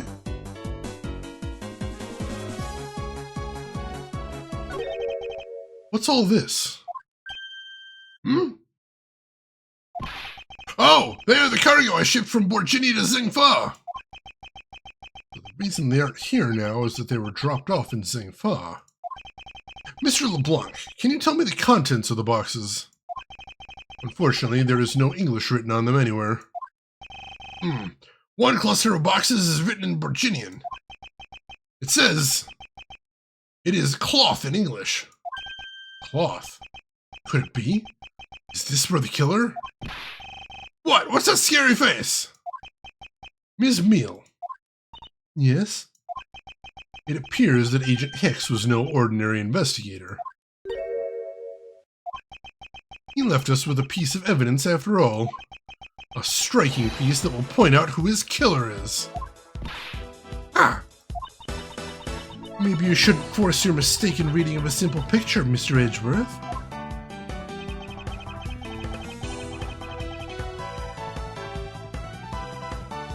Alright, I have a theory. Take that! And what is that supposed to prove? The killer used this piece of cloth to wipe up the blood they had spilt. But there was one thing that bothered me this whole time. Where did it come from? And now I have finally found my answer in this very photo. The cargo that was unloaded in Zhengfa had cloth written on it. In Borginian, that is. And that is where the killer grabbed a piece from to clean up the blood with. That's right. The killer was someone who could read and understand Borginian. And the only crew member that fits that description is you, Miss Kami Meal. Ha! That's pretty flimsy. Killer probably searched through all the boxes looking for something to use.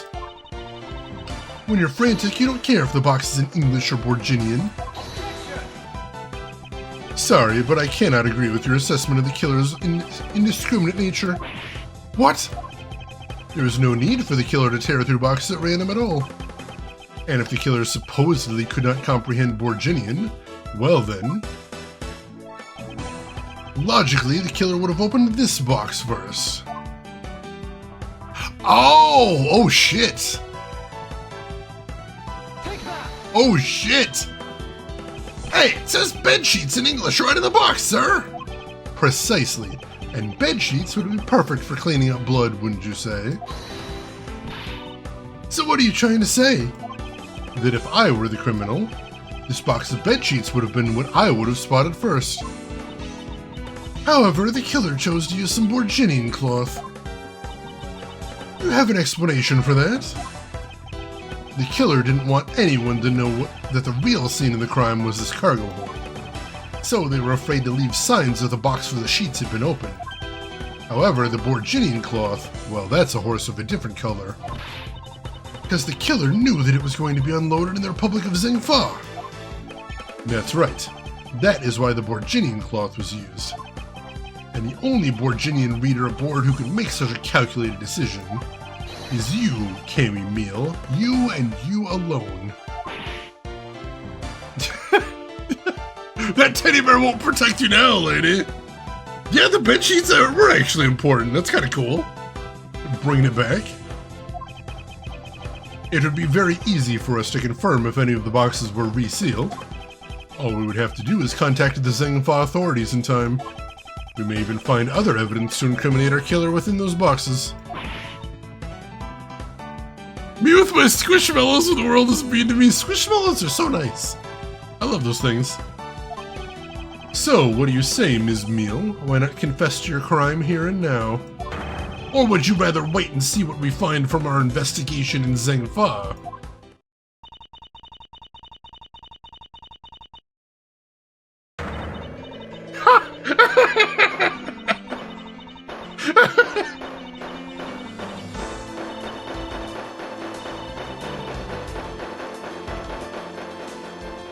Sorry to burst your bubble, lady. He was Interpol. I couldn't stop it. I brought him here. He started taking pictures. I couldn't be found out. I was scared. I was in trouble.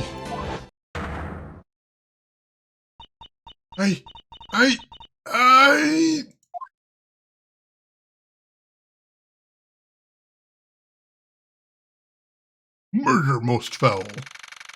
March 12th, 5:26 p.m., Flight I-390, first floor lounge. We finished making all the arrangements to take the suspect in, sir. Very good, detective. What about the smuggling route? Did you say anything about that? They're taking her down to the precinct now. Hopefully we can get more out of her there. Whenever we even approached the topic, she just started foaming at the mouth. It was scary, sir. She probably wasn't prepared to commit a murder all of a sudden. One thing is for sure, the ring behind this whole mess means serious business. Looks like there's a lot more to this case than meets the eye. Mr. Edgeworth, I just want to say how much I appreciate everything you did. Thank you very much. It was nothing. In fact, I should be the one thanking you for your cooperation. But truly, if it wasn't for you, I might not be here right now. Instead, I can continue to serve our passengers as a flight attendant. I hope that... Well, please accept this as a token of my appreciation. That's... I see. You don't have to take it if you don't want it. No. I mean, I would never turn down a lady's generous offer. Oh, thank you. I'm sure it will serve you well. And remember, we here at iFly Airlines are always ready to serve, Mr. Edgeworth. Thank you. I'll keep that in mind. Now I must bid you farewell. May all your skies be blue, no matter where you go. A professional flight attendant. You gotta remember that part. It's important. Yeah, we found the guilty party there, Doc Belvin. Miss Beale is confused. She hurt herself in her confusion. I can't believe we wound up investigating the whole day, sir, but boy, was it fun! Speak for yourself. My day was filled with earthquakes, elevators, and false charges. By the way, where's Francesca? Oh, she's filling out some customs paperwork for her departure. Departure? Yeah, Ms. Von Karma is always really busy, sir. She's been flying from country to country to chase down some leads regarding her case. Detective, can you cancel the car I had you reserve earlier? You got it, sir! March 12th, 5:47 p.m., Hope Springs Airport. Francesca? I thought I told you when you first landed. I have no time for idle chatter.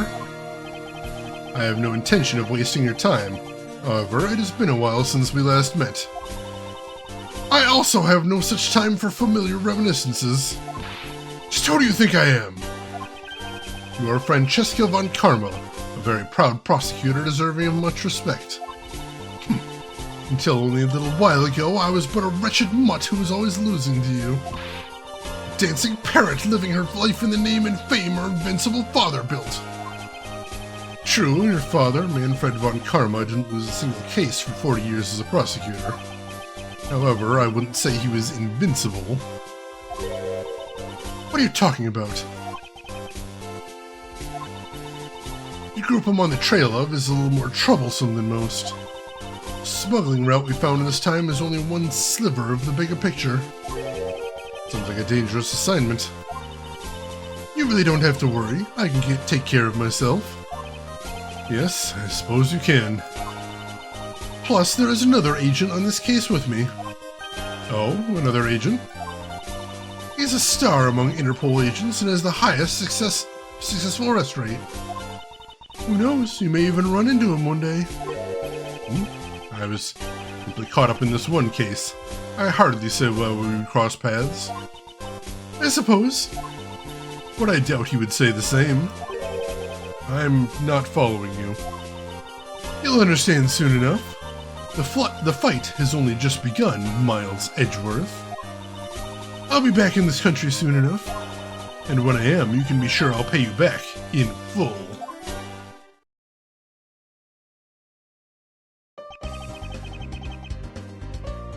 Yes, correct, some guy in a hat. Also, there was a reference to that in a Cowboy Bebop episode.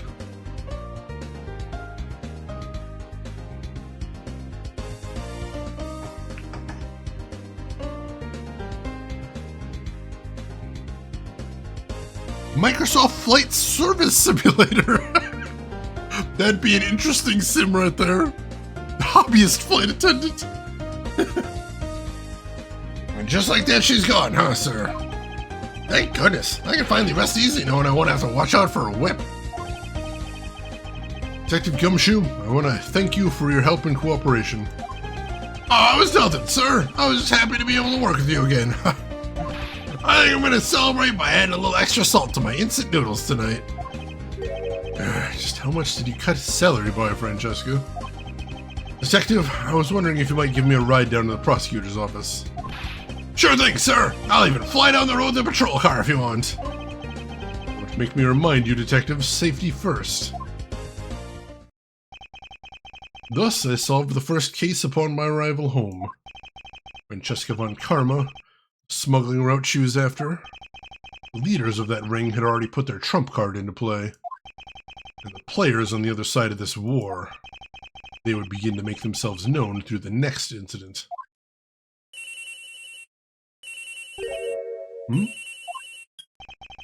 Edgeworth speaking. Ah, finally. I called who knows how many times earlier, but I couldn't get through. And you are? Ah, have you forgotten my voice, Miles, my boy? Mr. Amano. Ernest Amano, correct? Ah, so you do remember me. I don't remember. I know it's rather sudden, but I can't think of anyone else. There's been an incident, Miles. My son, he's been kidnapped.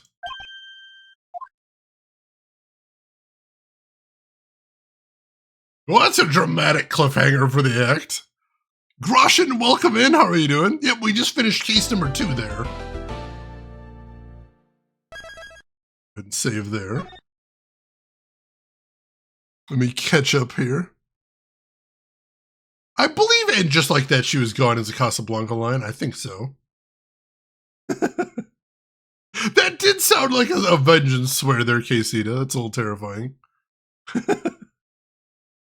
Thank you for the GGs, everyone. It's still pretty early, so I say let's go ahead and get started on the next episode, shall we? Let's see what they got here. Episode 3, The Kidnapped Turnabout. March 13th, 10:11 a.m. Somewhere. It's time. Don't worry, Mr. Edgeworth. I'll be following your every movement with my binoculars. Good to hear. Now make sure you don't lose sight of me. I'm counting on you for backup.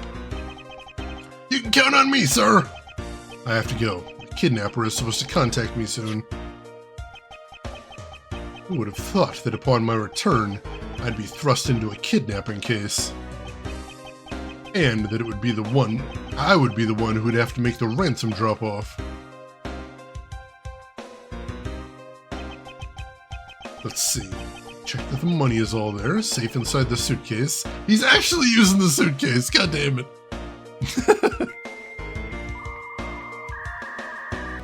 Damage plushie! Welcome in, plushie. How are you doing today? How was your stream? What were you playing? Tell me everything. And for anybody from Plushie Stream who doesn't know who I am, my name is Shane. That's Shane's Games. I play the obscure, the unusual, and the nostalgic. And today we are playing Ace Attorney Investigations Miles Edgeworth, originally for the DS. We are playing the Android remaster of it. LTG, yeah, that's not really any big news there. Oh well. Yeah, Edgeworth always seems to get tangled up in some nasty stuff. Never fails. Alright. Now all I have to do is wait further instructions from the kidnapper, which I'm expecting to be transferred to my cell phone. Wonder who else is around. This is the meeting place after all.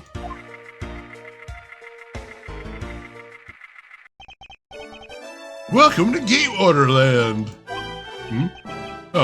Thank you. And a big hello to you! I'm the Proto Badger. Nice to meet you.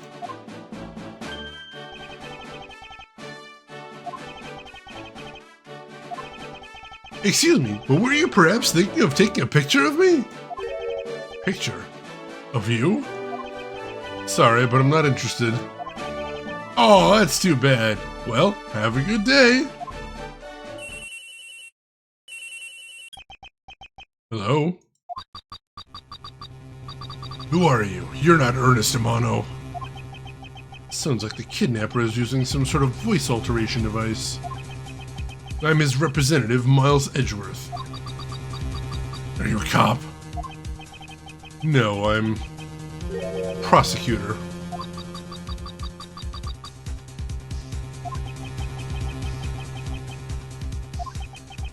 I know what you're wondering, and yes, I have brought the ransom money with me. I see. In that case, bring the money with you to the stadium. So this person intends to see if I'm being followed, huh? Please, Detective Gumshoe, I really need you to come through for me this one time.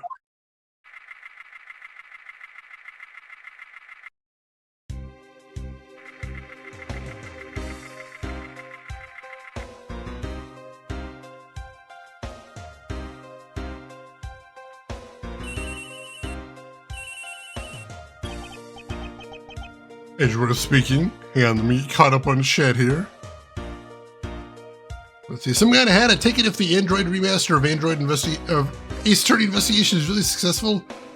I mean, unfortunately, the Android version is not new. I'm gonna look this up real quick, just because I want to be precise. But let me see.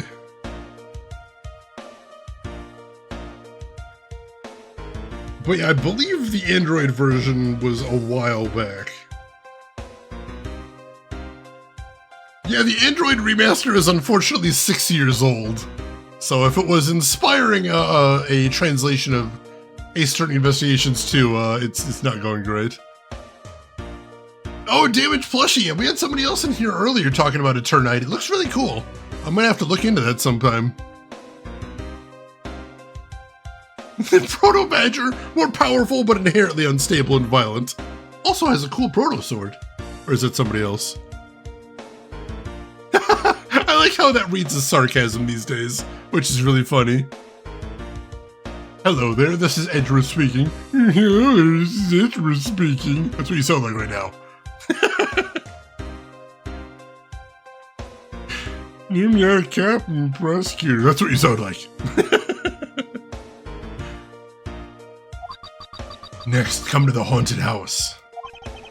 And just how long do you intend to have me wander around for? That's for me to decide. You don't have much of a choice here, my friend. Suppose not.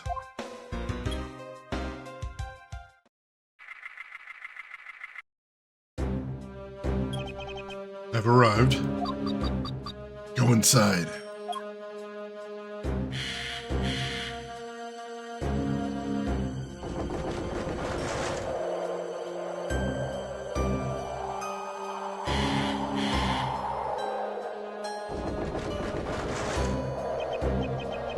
What a dismal place. That's it. Go through those doors. Am I being watched from somewhere? It seems like it. Leave the money and go. Now.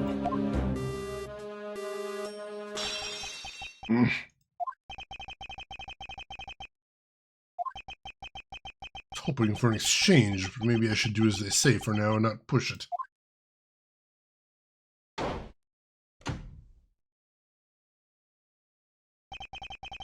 Couldn't catch even a glimpse of the kidnapper. Perhaps I should keep an eye on this haunted house until police backup arrives.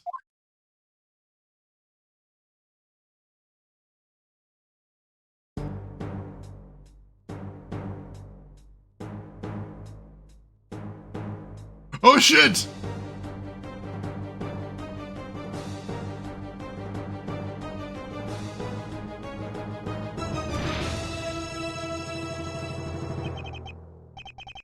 Ah, it was a trap. It's a trap. March 13th, 11:23 a.m. Somewhere. Let me caught up on chat. Persona 1 comes out on Switch and Steam in September. Ooh, that is really exciting. I'm definitely gonna have to pick that one up. Should have agreed to the picture. The vengeance was strong. That guy. Betrayed. No, can't be. Then the deal. Who is that? And what are they talking about? Split. Police. Alright. In front of meetup. Can't move my body. I fear I may faint again. That is an absurdly long name there, LTG. Why can't they just call it Persona 1? Where am I? How long was I out? It wasn't raining like this when I made the drop-off. It's supposed to be a simple affair. Why have I been taken hostage as well? I only assume Detective Gumshoe lost sight of me at some point. The only reason I agreed to be the drop-off man was that phone call. It was from Mr. Ernest Amano, the director of the powerful Zaibatsu, the Amano Group. But aside from that, I also owe him a great debt of gratitude. His only son, Lance, has been kidnapped.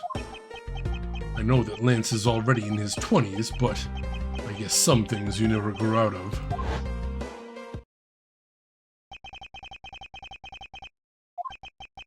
Can't sit around waiting for someone to come help me. I must escape somehow. Ha! Was that you making that funny sound? Who's there? And how dare you laugh at a gentleman's plight?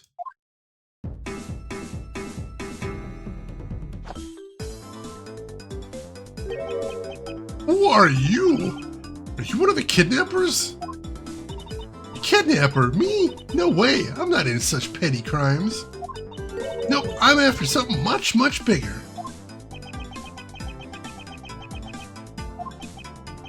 Oh, I must have worn out from today's ordeal.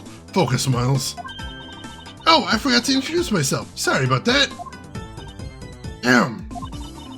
Even in the depths of night, when no other bird dares to take flight, one alone soars to shine the light of righteousness on the world's blight. And that one is me, for I am the great thief, Yatagarasu! Great thief? Did you really just claim to be the Yatagarasu? Oh, but my real name is Kay Faraday. You can call me Kay. Kay? Good. Glad that's settled. Edgeworth's dying here. Not quite. I have a mountain of questions for you. First, if you would be so kind as to remove these ropes. I wonder, should I remove them? I was actually having a lot of fun watching you make those silly faces. Yeah, like that one. That's one of the silly faces we were enjoying. Hey, there's no need to get all mad and icy glary on me, you know? This rope goes through here and... Ah, there you go. What a relief. I owe you my thanks. That's okay. You can pay me back in full later. Now then, what question should I start with? Fortunately, I can already tell nothing is going to be easy with this cheeky girl. Yeah, this is gonna be a mess.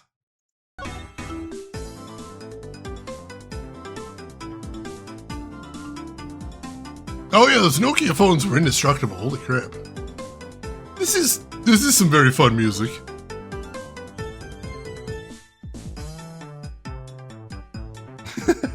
That is a cute outfit. The giant key? That's kind of wild back there.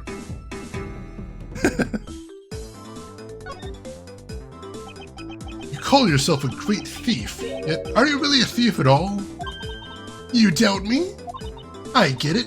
You think that a young lady like me couldn't possibly be such a big-time thief, right? It's not the part I have a tough time believing. I am the real, genuine Yatagarasu, you know? Yep, I'm a pure-blooded great thief. It's a little something I inherited from my predecessor. In that case, you wouldn't mind if I arrested you then, right? What? Of course I'd mind. I haven't stolen anything yet. Seriously, I don't know how you have such a can say such a horrible thing to your savior. It's true. Technically, she hasn't stolen anything in front of me yet. When you say you're the Yatagarasu, do you mean you're the Yatagarasu? Yep. The most righteous of the righteous, the legendary great thief. But the title has only recently succeeded to me. So I haven't had a chance to steal anything yet as the second Yatagarasu. I was not aware that thieves could pass down their titles like that. But don't worry, I've got some big plans in the works. Big plans, huh? They wouldn't happen to lead to a big arrest, would they? I knew it! There's just no reasoning with the prosecutor. I'm not the problem here. I'll have you know that the Yatagarasu has no interest in stealing petty trinkets. There's one thing and only one thing I want to steal. Only one thing? And what would that be? But that's gonna have to wait until we find our way out of here. Well, at least there is one thing we agree on. I'm sure I'll have plenty of time later to learn more about you. So, you never told me what your name is, Mr. Prosecutor? Ah, I guess not. I'm Miles Edgeworth.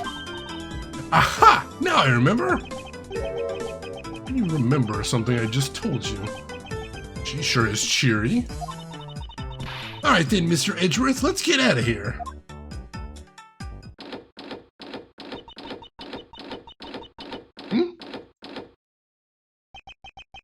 It would seem that we are locked in from the other side. What? No way! I don't hear you, la la la! Okay, you do remember where you came in from, right? Looks like that might be our only way out of this room. Oops, a slight miscalculation. It's a good height to make an entrance from, but I can't jump that high to make an exit. Suppose we have no choice but to look around and see if we can't find another way out. Oops. Well, this is going great. Trying to resolve a kidnapping and we got kidnapped herself. Yamagumo, I approve of all dark ninjas. Me too, actually. It's a small niche, but it's a good niche. Has she stolen her hearts? She certainly seemed to be making a run at it there.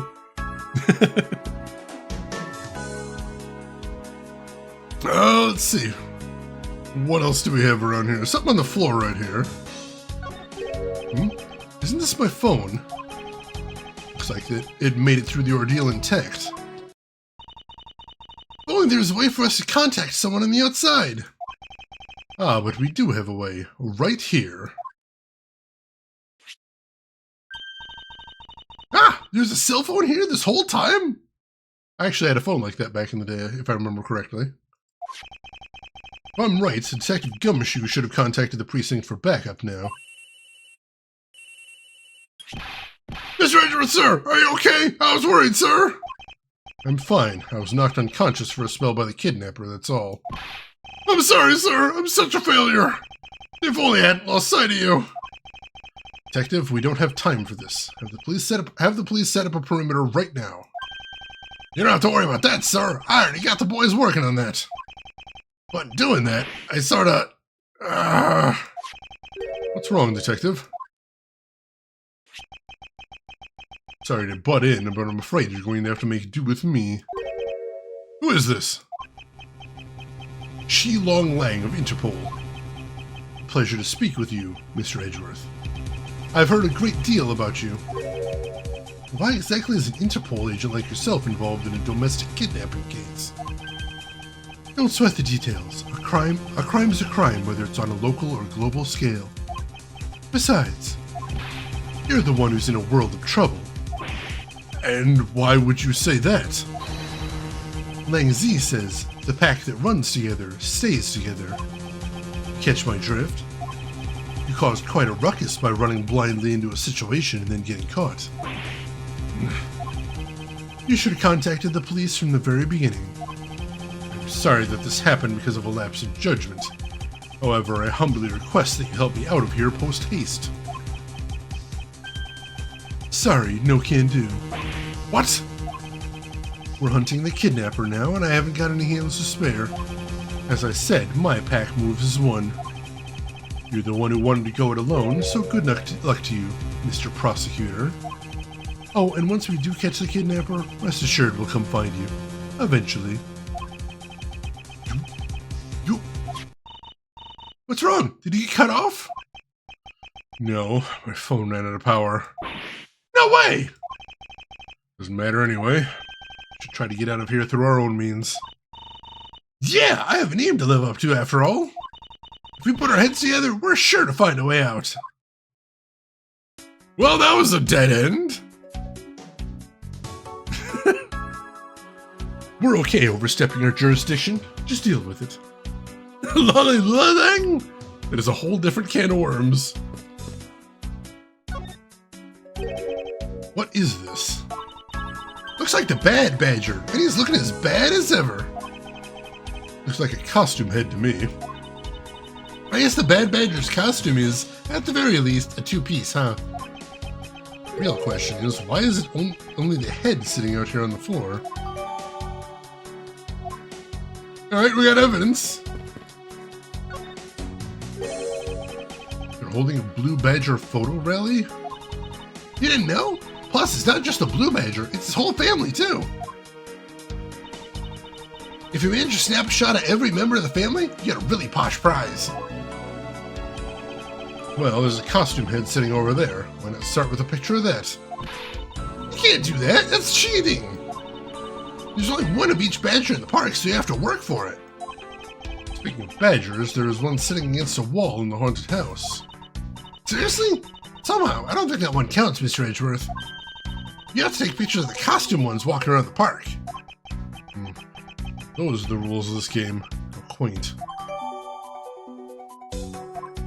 Alright. Piling up more evidence here. Bad Badger has lost its head? Actually sounds like a children's novel right there. Maybe we can use this paint to help us escape. And what exactly do you have in mind? Well, we could paint help in really giant letters. And who, pray tell, would see these giant letters? We're inside a building. Okay, then how about we light the paint on fire and send out colored smoke signals? Anyone who saw it would think some crazy arsonist was about and call the cops. Actually, that may not be all that great for me, seeing as I'm a thief and all. Let's try to find something other than this paint to use, shall we?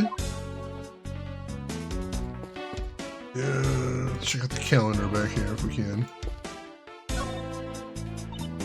Man, why do they have to put the windows so high up anyway? How is the thief supposed to make her daring escape? I suppose we could make our way out if we were able to climb on top of these lockers. Ha! That's pretty clever. You're doing a good thief yet, Mr. Edgeworth. Please don't ever place my name and the word thief in the same sentence again. Let's see. I wonder if I can jump and grab the top of the locker here. Wow! That's what happens when you skip a leg day there. Man, why do I have to make such ginormous lockers anyway? Even if we wanted to use these lockers, we need some sort of foothold. 50% towards the community goal. Excellent, excellent.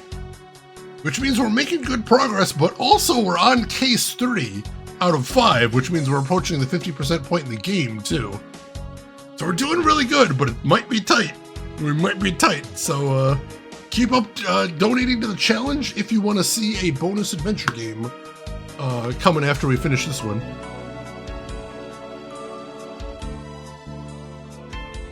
It could be tight, but we can make it. We can make it.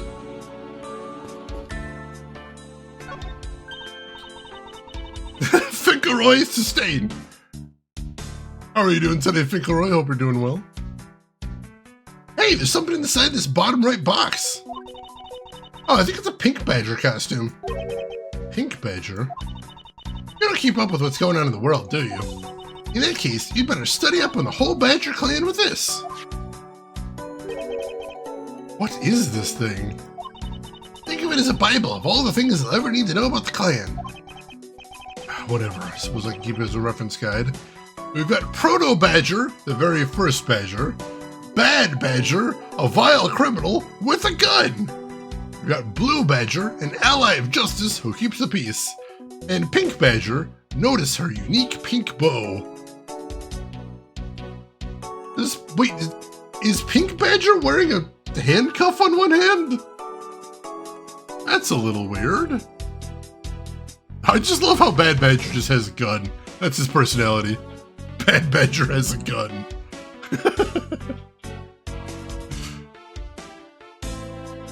So yeah, right now the scheduled game coming up next is Call of Cthulhu, the 2018 version. But if we get Cleo in there, all that'll do is bump Call of Cthulhu back a day or two. So it's not a huge change. So if you still want to see Call of Cthulhu, you won't be missing out by getting Cleo in there.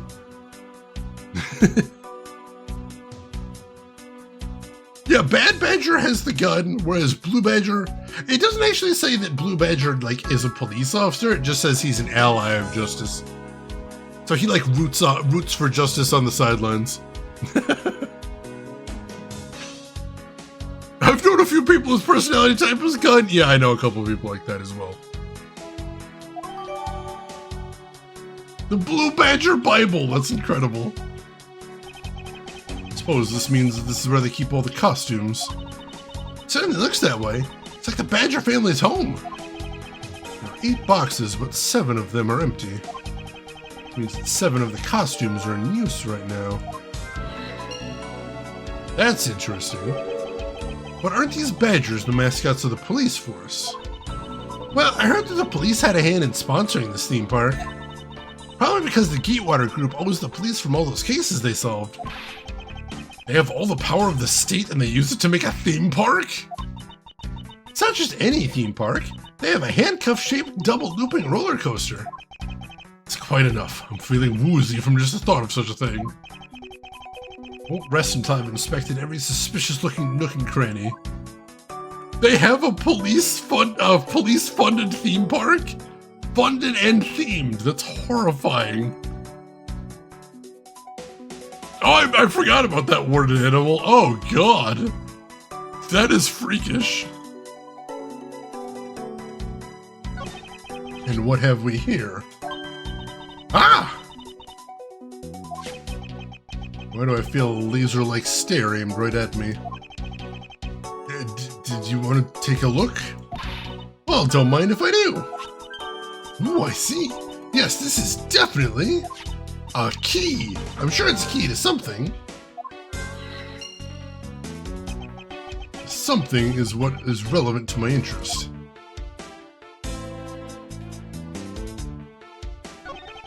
Suppose this is the pink badger? Since it has the same design, doesn't it seem forced to call this one a female? You think so? I mean, just look at how long her eyelashes are. It's the only difference. And the fact that she's pink. Yes, and her lips are red. See? Lipstick. What? She has nothing to say about the giant pink ribbon, or is that too obvious?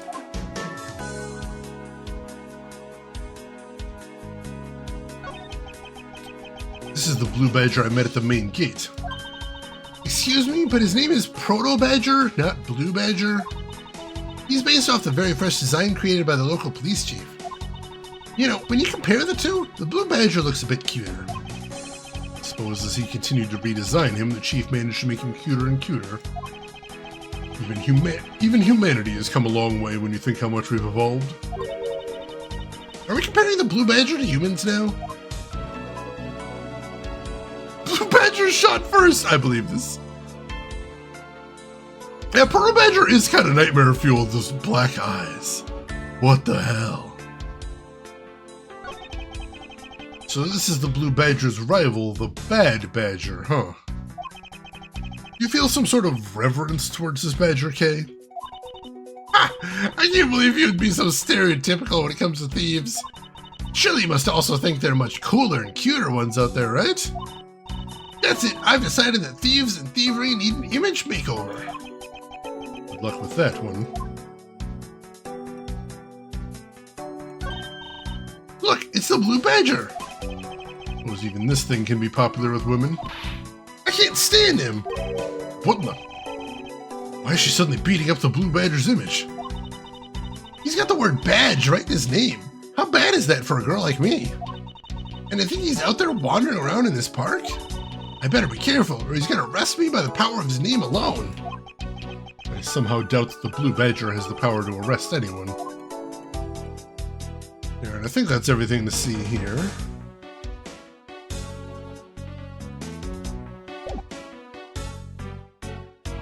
They do kind of look like sea monkeys, I can see it.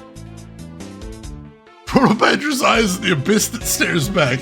Mobile abyss, for convenience. The abyss that comes to you. Proto Badger's eyes are made of void. Delicious, delicious void.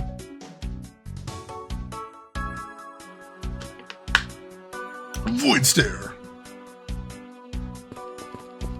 Alright. So can we do any logic with what we've got? Ah, I bet. These two connect. No? Damn. Well, that stinks.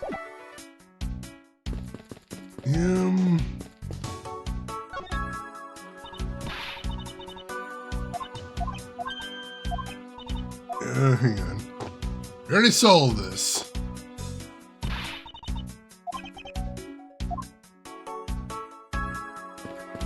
I don't have any way to, like, use the key right there, I don't think.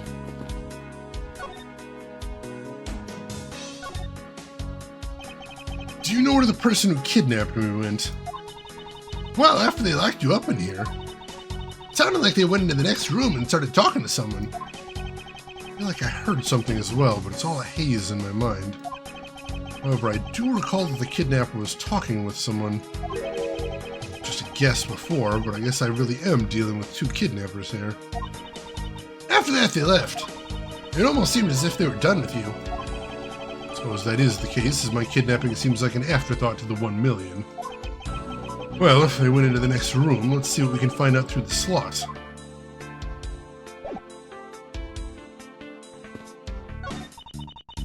Ooh, we can peer through into the room the kidnappers were in from there. I won't rest until I've inspected every suspicious-looking nook and cranny.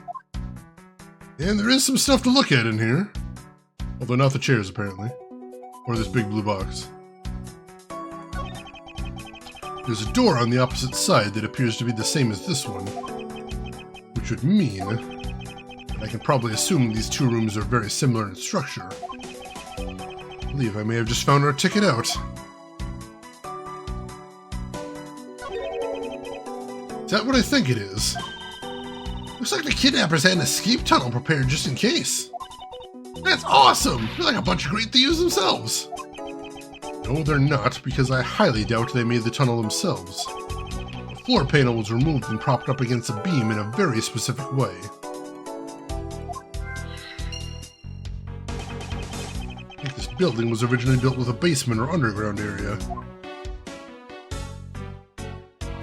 Alright, I think that's everything to see in there then. I'll take a look at this beam if we can. There is a beam in the next room identical to the one in this room. There's even a hook on it to hold a propped up floor panel in place. Which reminds me. Did you find something useful, Mr. Edgeworth? Perhaps. I may have found a very handy hint as to how we'll get out of here. Alright.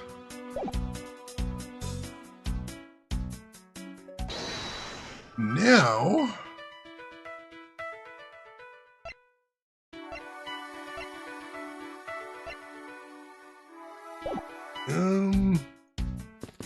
if we can look at the beam back here.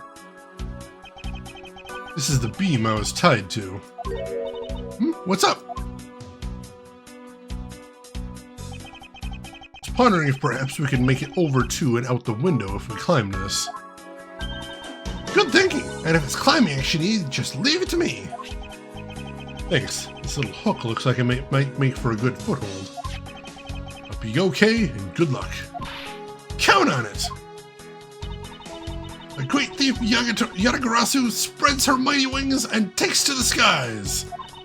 Here I go!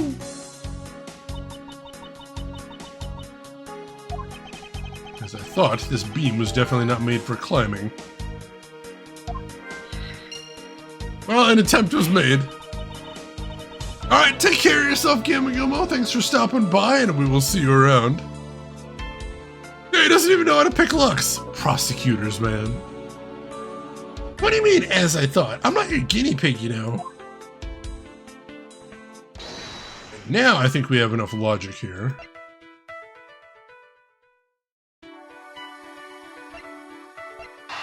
floor panel with the hook there. This hook on this beam. You know, I already tried. There's no way I can jump to the hook from the window. Come on, even you have to admit when something's just not possible. I was about to suggest that again. Rather, it's here for a different purpose. Really? Like what? As you saw in the adjacent room, it's clearly for keeping a floor panel propped up. Which means that there should be a panel in this room that we can open as well. Oh, I get it! We didn't notice its existence all this time because it was being hidden by this tarp.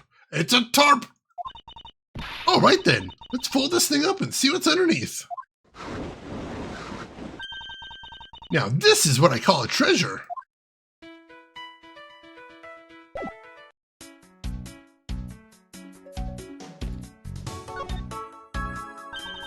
Wow, this must be another entrance to the secret hidden basement. I totally smell treasure. The scent I wish to smell is the sweet fragrance of freedom. Then what are you waiting for? Hurry up and open the hatch. Alright. This thing is locked down tight. Oh, well, I know what to do about that. Aw, fiddlesticks! I'm gonna save first. And then go into logic. The underground entrance is locked, but we have a tiny key. Yeah, if a ninja can't climb it, we're in trouble. These boots were made for walking, but this beam wasn't made for climbing. My favorite song about architecture overall. I believe you're up, Kay?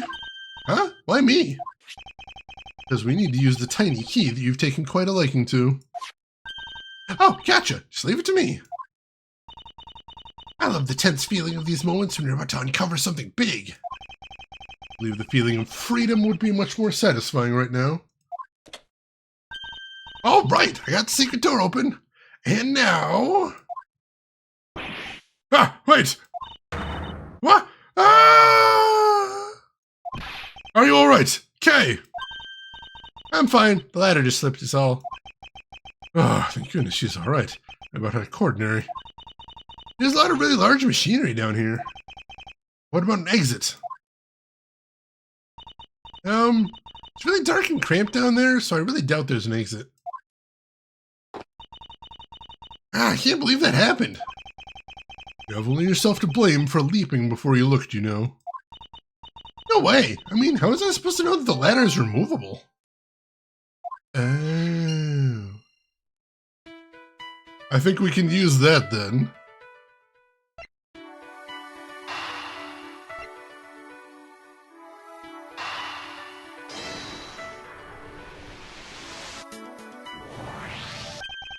I figured out how we will escape this prison, Kay.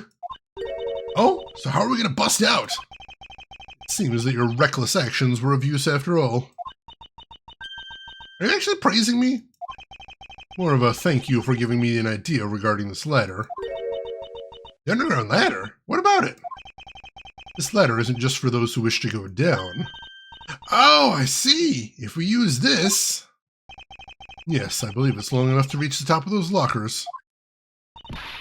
Well, then what are we waiting for? Investigation complete. Woo! Why would the kidnappers leave the key in there? I have no idea. Although, I think I don't know if they were planning to kidnap Edgeworth the whole time. So they might not have prepared the room super well. This part of the plan feels kind of slapdash. Alright, now we can get out of here. The underground ladder becomes the above ground ladder. Dun dun dun. Yes, we spent entirely too much time in here. Kidnappers held me hostage and a mysterious Interpol agent.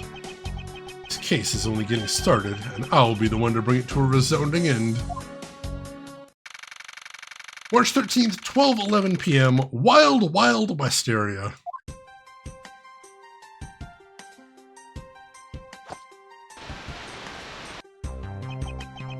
Looks like it's stopped raining for now. Yeah, thank goodness. You have no idea how hard it was raining earlier. Mr. Edgeworth! I'm so glad to see you managed to escape, sir. I was so stressed that I thought my heart was going to give out. Detective Gumshoe, may I ask what in the world that is? Well, that's,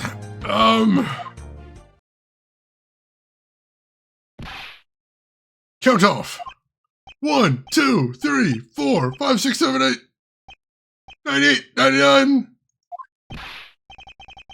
Shifu, all 99 members are here and accounted for, sir.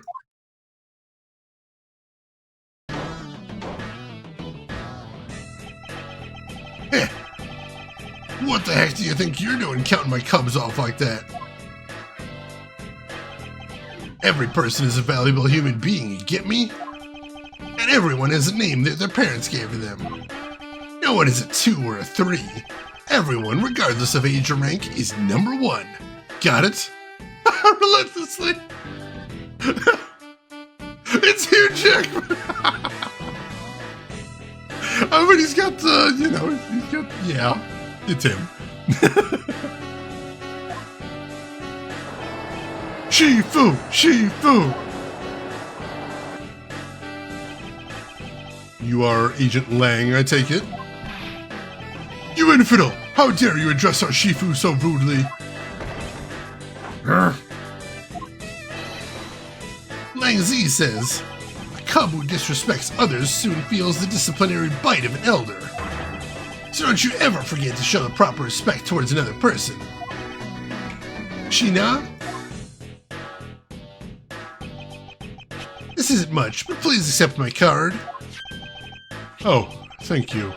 Please accept mine in return. You all see that just now? That is the proper way for two people to show their respect. Keep that in mind and you'll get far in life. Got it? Yeah, that's right. Francesca did warn me. Something about an elite Interpol agent from the Republic of Zhengfa. Oh, God. Hugh Jackman!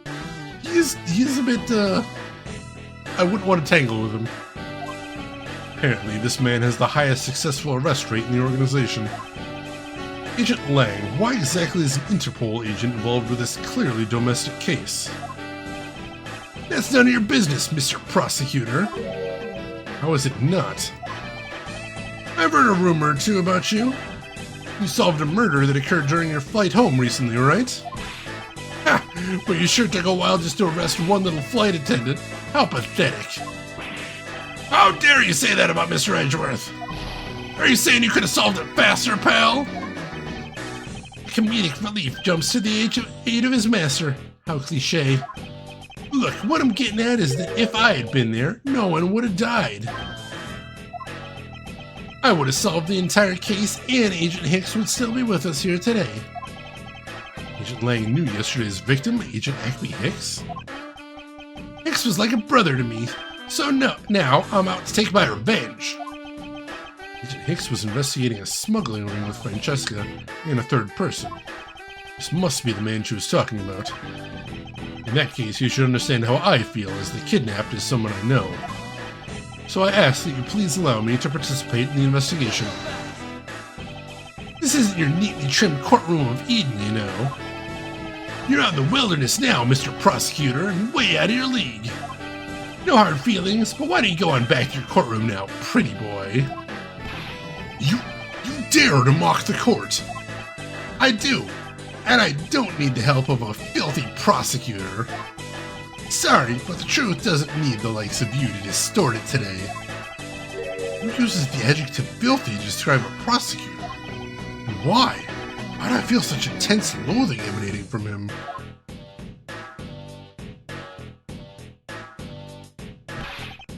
Alright, men, good job on the perimeter around Gatewater Land. Now just find me the kidnapper and bring the punk to me. Dismissed. Sir! Now then, Mr. Prosecutor, you just sit tight and don't cause any trouble, understand? Wait!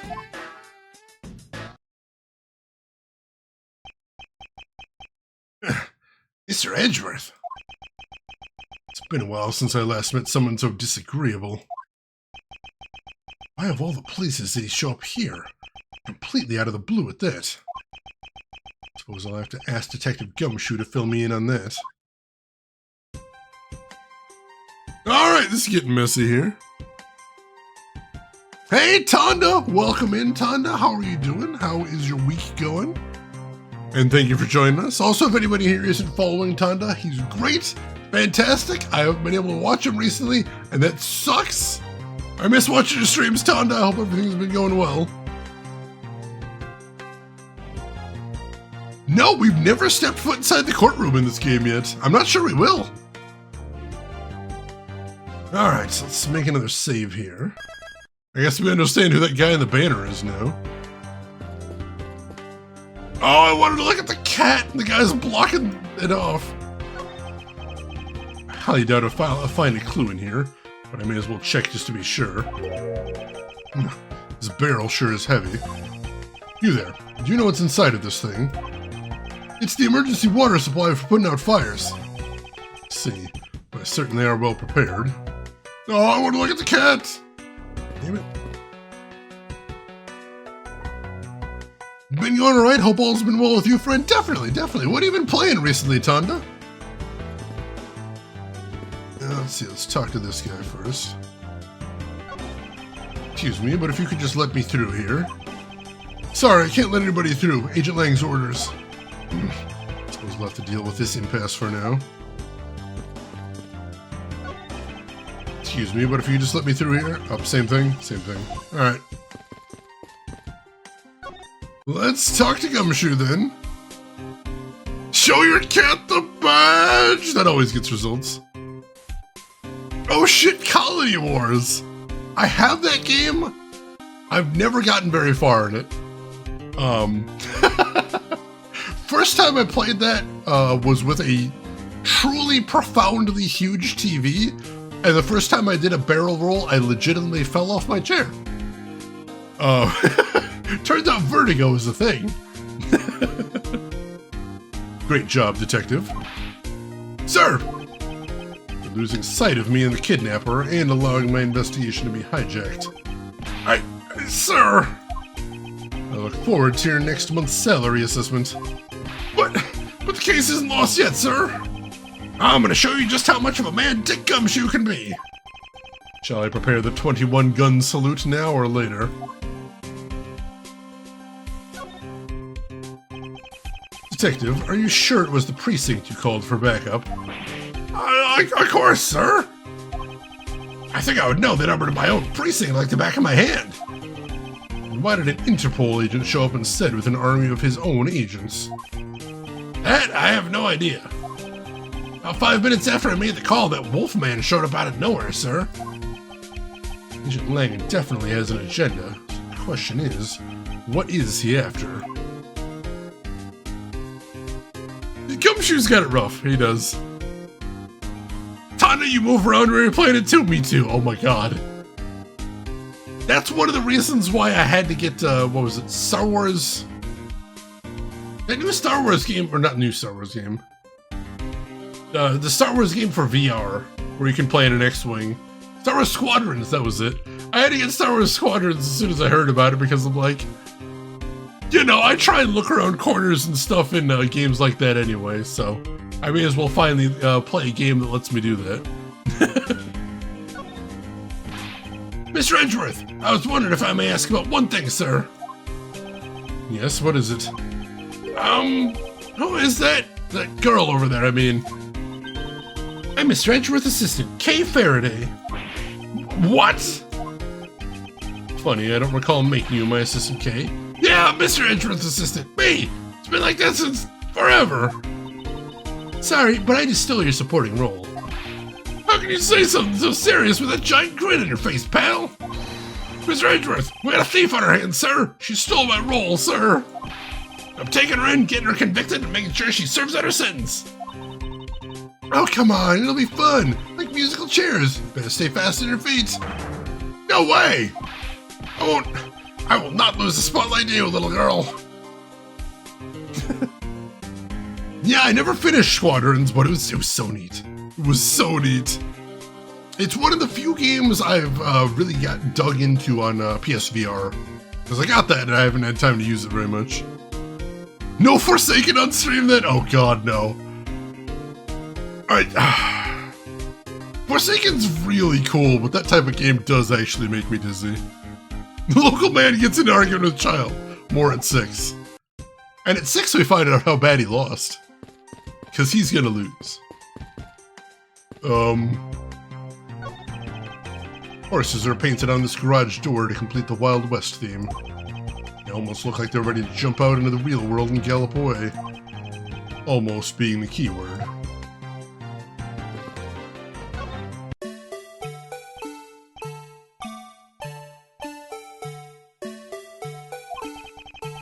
They're wriggling.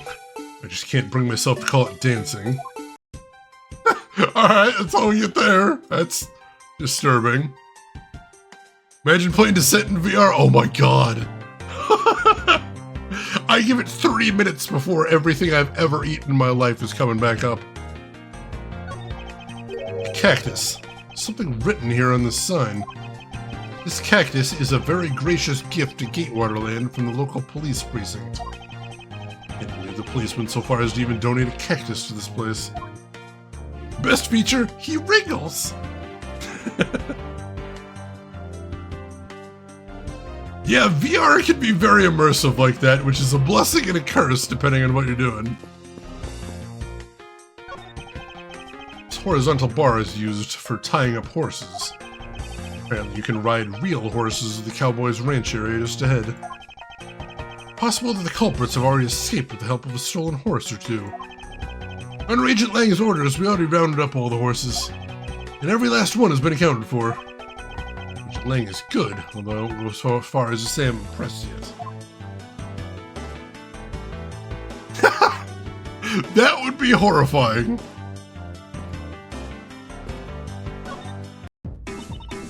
Man, I can't calmly do any stealing with that detective around. I suppose it's not easy when there's this many members of law enforcement in the vicinity.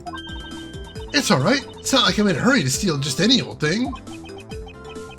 Which is it? Do you plan to steal something or not? Quite the mystery, this one. Maybe I should talk with her a bit more. So, what are you going to do about your investigation into the kidnapping? Good question. Since Agent Lang holds the authority to investigate the case now, this makes things a bit more complicated. Oh, come on! You can't let that stop you! I'll even lend you a hand, so let's go! You're a self-reported great thief, are you not? I don't believe I can let someone of an unlawful nature participate in an investigation. You don't like to listen, do you? I'm not just any ordinary great thief, I'm the Yagitarasu. As I said earlier, Yatagarasu is after one and only one thing. What is this one and only one thing you're after? The Yatagarasu is only interested in one thing, and that is the truth. I see. It was 7 years ago. There was a vigilante who threw the business world into a panic.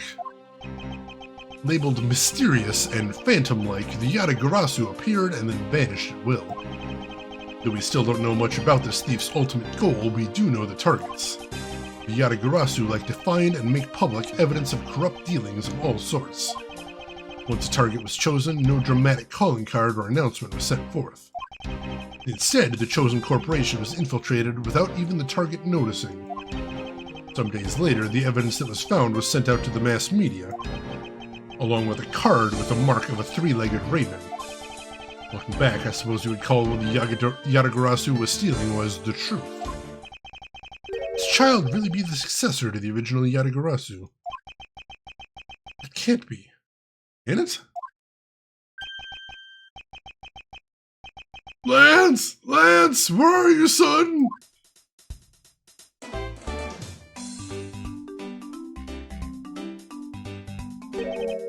Mr. Amano?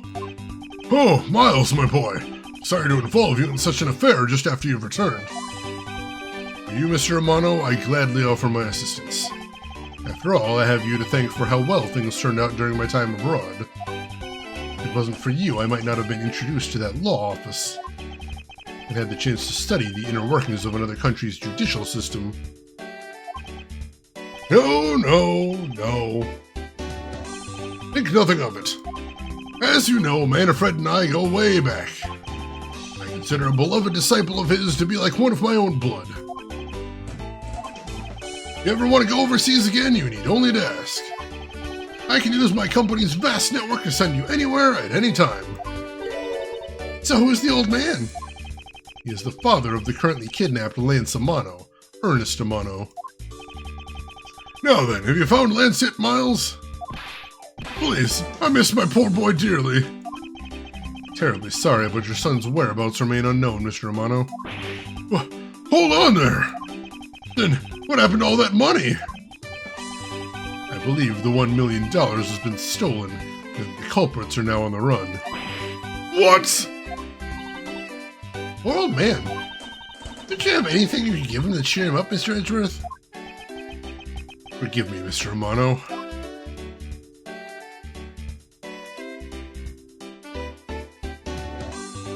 Let me get caught up right here. Yeah, the close quarters of descent means you don't have a lot of options for how and where you're flying. Just kind of gotta follow along there. Alright, I was wondering if you could please tell me the details of the kidnapping one more time.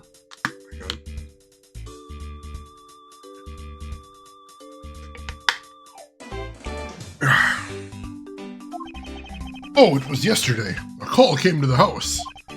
From the receiver came the sound of my son. Help me, Daddy!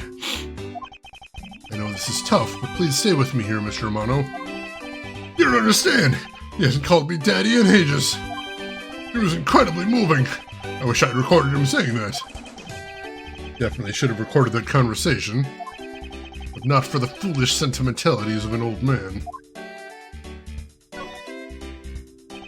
Refresh my memory. What kind of person is Lance again? Oh, telling you about Lance helped you get him back. Surprisingly, a lot can be deduced from a person's relationship and behavior. Very well then. Lance is my one and only son, and he turned 21 this year. He was very much like me when I was his age. Kind and very attractive. I'm sure women simply can't keep their hands off of him. Is there anything else about him you noticed of late? Now that you mention it, I haven't been able to get in contact with their butler, Oliver. Butler? Yes, his name is Oliver Deacon. He's been with our family for years now. He gets along so well with Lance that I thought maybe he'd know where my son is. Mr. Amano, could you please tell me a little bit more about your butler, Mr. Deacon? As a butler, he's outstanding. He even serves Lance as personal private tutor. He took a brief leave recently, but even after it was over, I haven't been able to reach him. So you still haven't spoken with him since his leave. What about his family and friends? They said they hadn't seen him. I tried everything I could think of, Miles. Think this could have something to do with Lance's kidnapping? Possible, but I can't say anything for sure quite yet. Even the person closest to the victim has gone missing. Oliver Deacon. Sounds like one name I'd better keep in mind. Detective Gumshoe. Yes, sir! Let's begin our investigation. Even if that Interpol agent holds the authority to head this investigation, we can't allow ourselves to stand idly by, twiddling our thumbs. I'm with you 100%, Mr. Edgeworth, sir. I, Dick Gumshoe, pledge to stick by your side through thick and thin. Mr. Amano, it was my fault that the culprits escaped. Which is why, with your blessing, I vow to return Lance to you myself. Oh, I've never seen you so passionate before, Miles. Good luck to you, my boy. All right, what are you waiting for? Let's do some investigating. If you think I'm losing to you, pal, forget it.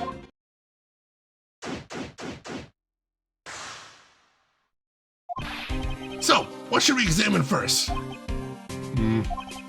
Thanks to Agent Lang, we can't leave this area. Culprits were here until only very recently. Which means we may be able to find some clues that will tell us how they escaped. Okay, let's get looking! Hey, you there! Oh, me? What are you doing goofing off in a place like this? I wasn't goofing off. I was about to help Mr. Edgeworth kick off his investigation. You imbecile.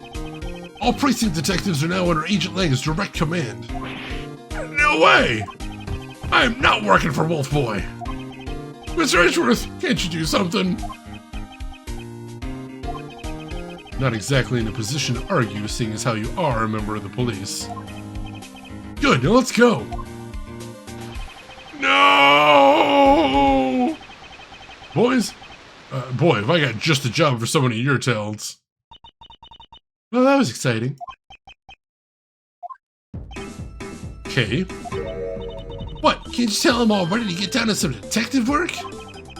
You should go home. Your parents must be worried about you. Oh, come on! I finally get to be your assistant and you try to ditch me? I don't recall offering you the position. Huh. Why do you have to be so difficult? Besides, it's already too late, you know. Like I said, I've already stolen the position of assistant a while back. Huh. You're the only one asserting that. Well, by the time anyone notices, it's already gone. That's the Yetagarasu way. You shouldn't speak so lightly of things you know nothing about. Fine, whatever, you win. Go ahead and do your little investigation. But the talented Assistant K is going to tag along no matter what you say. If she turns out to be useless, she's not going to listen to me. Might as well surrender and let her come along for the ride. Yeah, the fact he has like a cash bandolier, that's horrifying. Let's see, is Gumshoe at his pay cut yet? Edgeworth did threaten earlier. So it hasn't officially happened yet, but it's in the pipeline right there. No, I don't recall that. Yeah, it's the Yetagarasu way. As far as you know. Alright, so I already looked around here, but I guess we're gonna have to look at the interesting stuff again.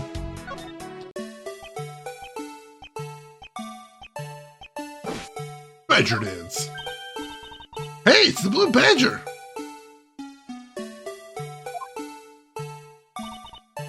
Badger, get!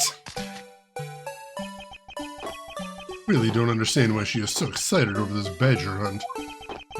Speaking of badgers, there's a person inside of there. Mr. Badger, I wonder if you might share with me what you saw.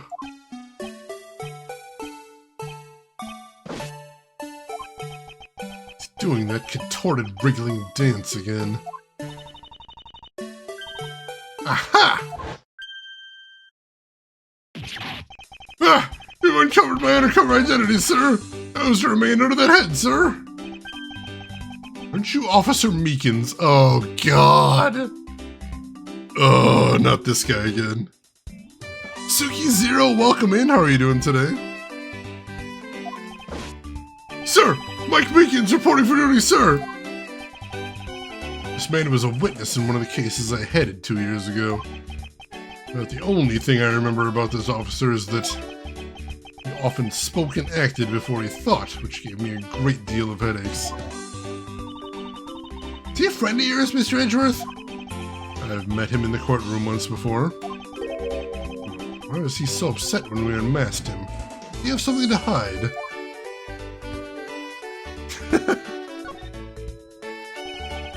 Officer Meekins, why are you standing here wasting time? Sir! Because I'm not a police officer right now, sir! I'm the Blue Badger! And I'm creating memories and dreams for the kids! That's never a waste of time, sir! I have a dream to become as big as Detective Gumshoe, sir! I was patrolling the scorchingly boring beat until a little while ago. When the dispatch radio on my shoulder crackled that the kidnappers escaped, sir! I thought maybe this was my shot at making detective, sir! I rushed on over to join in, but when I got here, there was a sea of people already. And I couldn't spread my trademark friendliness and joy on to anyone! Would seem that some people never change. Kayfabe broken! So, why exactly are you in that ridiculous outfit? Sir! That's because, sir! I'm here to keep the visitors in good spirits, sir! But it's also to hide the fact that I'm an officer on the trail of a kidnapper, sir! I see. Agent Lang is very wise to employ this sort of diversionary tactics. To me, the role of the Blue Badger out of all the different disguises, sir! It's such an honor! How long have you been standing here, officer? Sir! For about 1 little hour, sir. That's around the time I woke up from being knocked unconscious. And I've been here ever since, sir. It's true that it's possible Officer Meekins saw the kidnappers escaping. However, sir, I must tell you that I didn't see a thing, sir. I haven't asked you anything yet, officer. No, but I know you will, sir. He's hiding something from me. Officer Meekins, I insist that you tell me more about your recent movements. Sir, I've been playing the Blue Badger this whole time, sir, and getting into it, too. I patrolled the park all while wearing this costume. And about an hour ago, I came over here, sir. I haven't seen any suspicious-looking people this whole time, sir. But I did see a badger, sir. A lone blue badger. What you said right now is contradictory to the facts. How so, Mr. Edgeworth? This is what Officer Meekins' testimony contradicts. Here we go. Yeah, that's a very low bar to clear there, Kissa. But on the plus side, you know, if you're looking to achieve, what better way to do it than by setting your standards very low.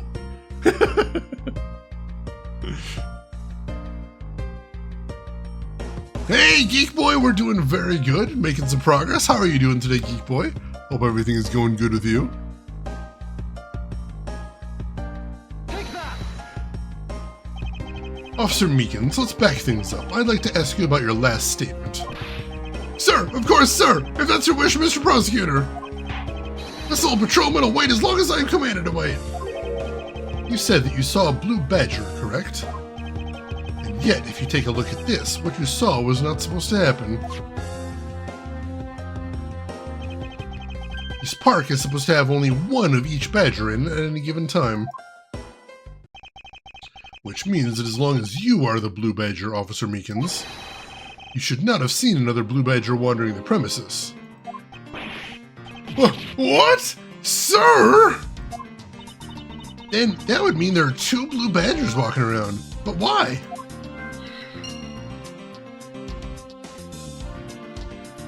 Interesting. Well, that's progress there. Got a little chunk of evidence there. Let's see, what else we got to see here?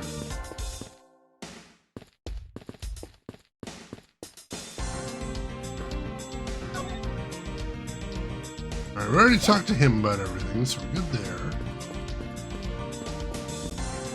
Can we talk to this guy? It's a set of tire tracks originating from the garage. Aha! So that means the car left from the garage at some time, right? Correct. But for the car to leave these tracks, it would mean that it left during the passing rain. That's the only explanation as to why these tracks are made of mud. 3 treads. I think we can also safely assume it's a special type of car.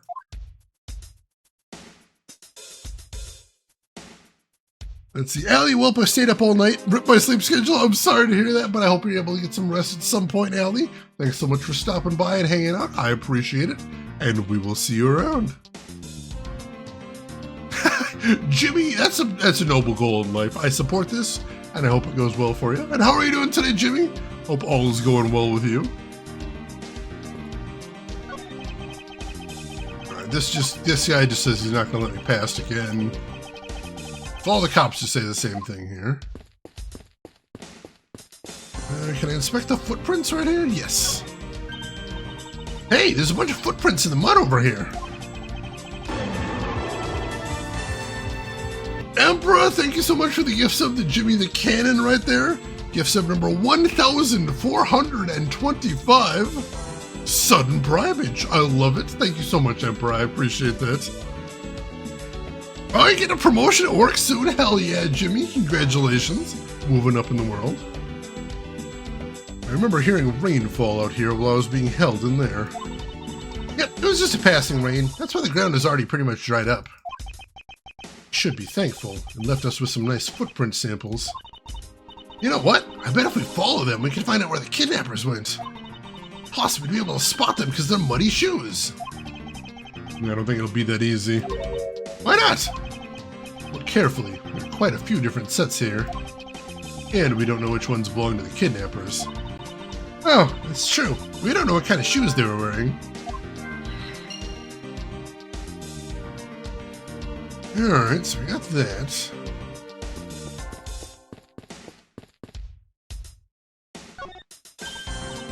Oh no, that's just the footprints again, dang it.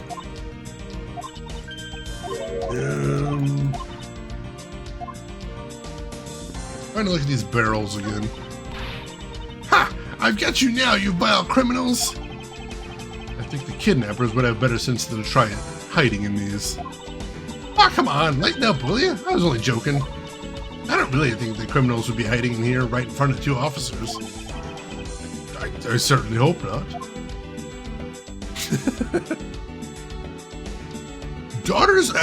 Tactics Daughters of Mercy. I haven't heard of that one.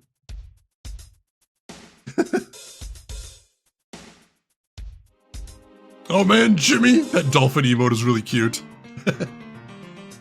Let's see what else. It's probably just the footprints again.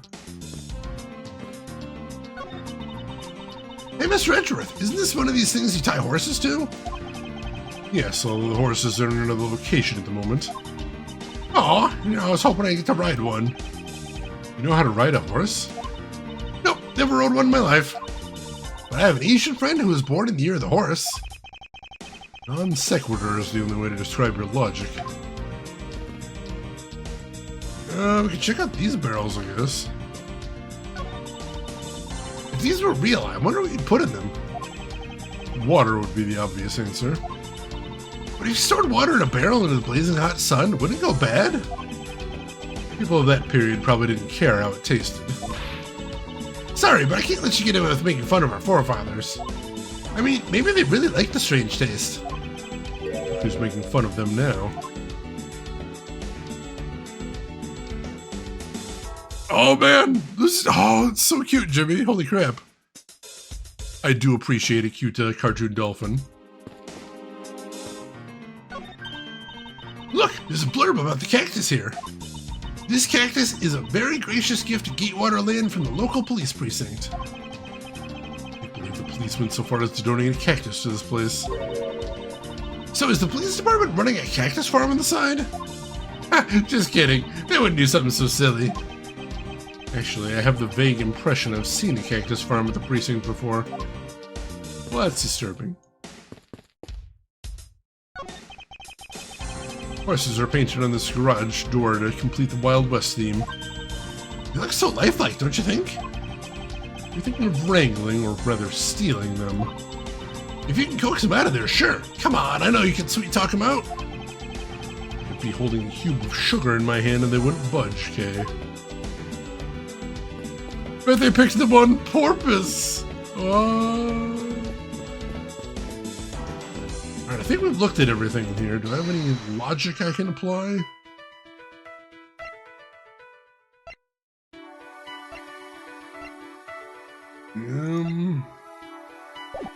I'm not sure. Not totally sold there. Yeah, we do definitely need to do something else here, though.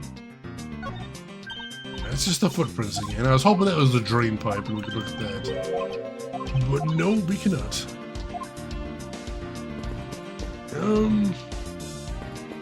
Can't look at that entire building there, which is really weird. I guess we have to use logic here.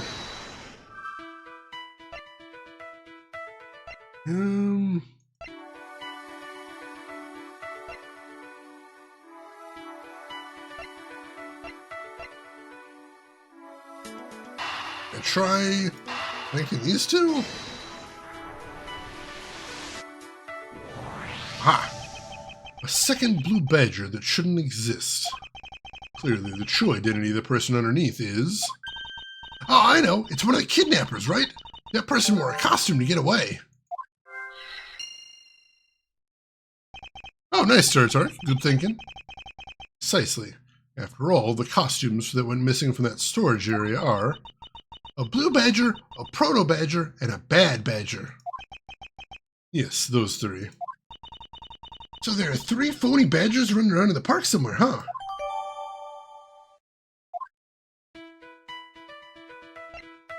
Well, now we should be able to combine these two, right?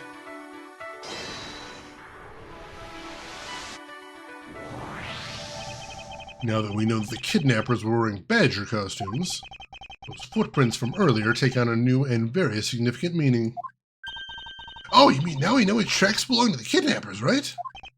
Yes, more than shoe prints, we need to follow the paw prints of badgers. Okay, Mr. Edgeworth, time to use those footprints and go badger hunting.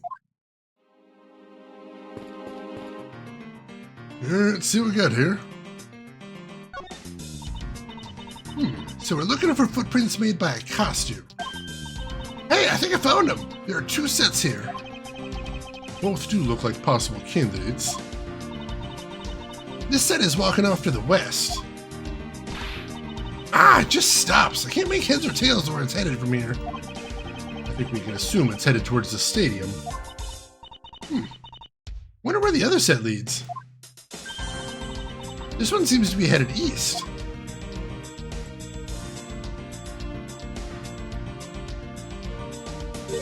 Huh? Quick, Mr. Edgeworth! I've got him! I got one of the culprits! Ah! No! I'm not a kidnapper, sir! Down he came. Clearly those footprints belonged to Officer Meekins. But our criminals were each wearing a costume. Aha! Maybe they came over to this garage or something. That's what I would suppose. Officer Meekins, if you could step aside for a moment. We need to examine the garage. Sir! Roger, we'll go, sir!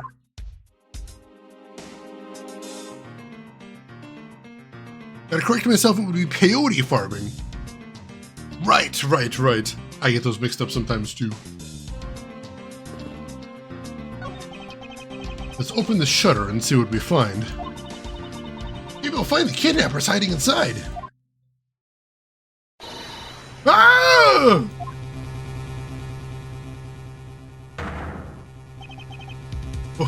What in the... We seem to have stumbled across a dead body. She must be in severe shock to have been the first to find it. Emperor, thank you so much for the gift sub to Turnabout there. Gift sub number 1,426. Private Tark, thank you so much, Emperor. I appreciate it. Turnabout, you enjoy. Named how do you enjoy the plane case? It was cool. It was cool. It felt very tense at the end. I enjoyed that. I'm really liking the game so far. It's good times. But yeah, we finally have a body. This is definitely the longest we've gone in this game without finding a corpse. Now then, who is this man? It's Oliver! Mr. Amano, are you saying that this man is... Yes, he's my butler. How could something like this have happened? Indeed. Why was Mr. Deacon here to begin with? I'd better investigate this crime scene quickly before Agent Lang or his men return. Kidnapper's footprints lead right to this garage. And right to a dead body. Is it possible that one of the kidnappers is now a murder victim? Yeah, corpse took forever showing up. Tardy corpses are the worst, seriously. They gotta get with it. Corpses just don't know how to keep a schedule these days. It's tragic. Geek boy, oh god! From a cursory examination, I believe this man died of a fatal bullet wound. Alright, yeah, I'd agree, just from looking at him there.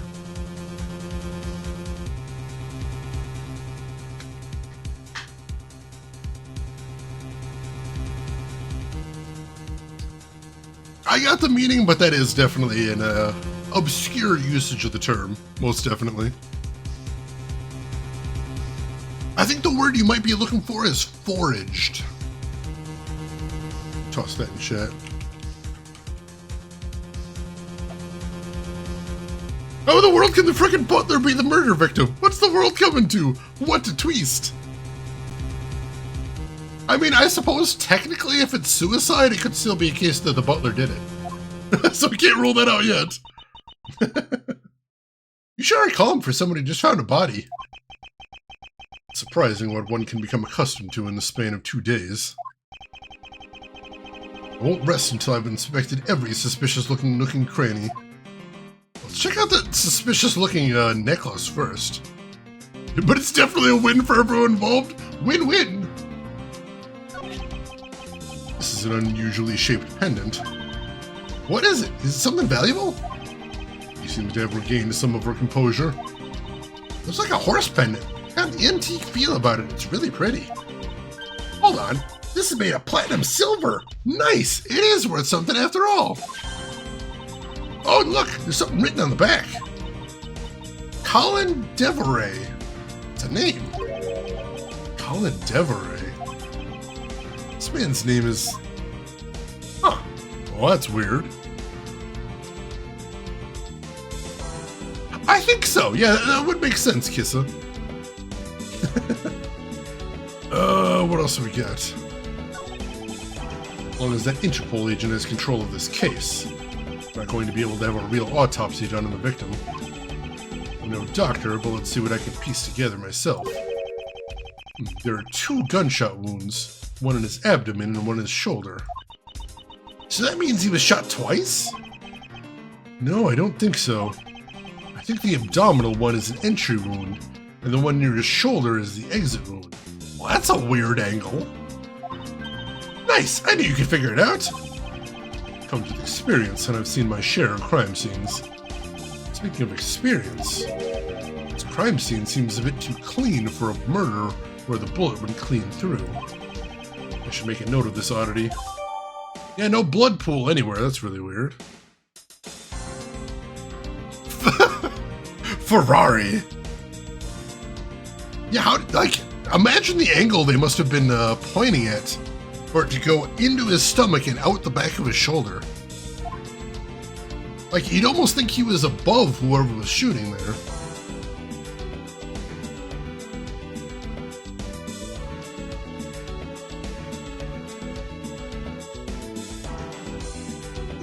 I don't see anything else here. I'm looking. There are 2 gunshot wounds. One in his abdomen and there's one in his shoulder. And I already saw that.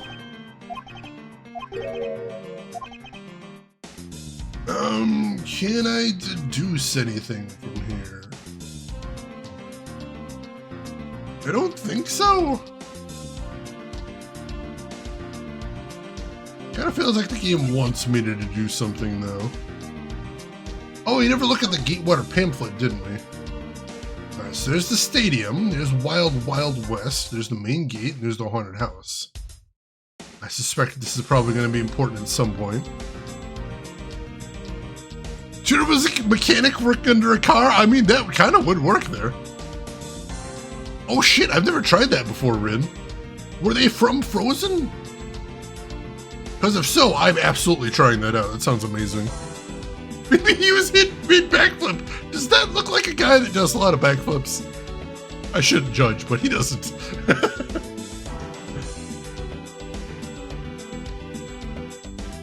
To swink! I've never heard that term before. That's interesting.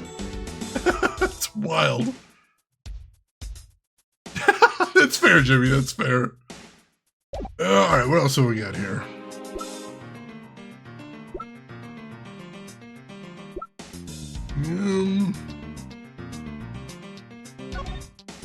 Don't think there was anything interesting to see here.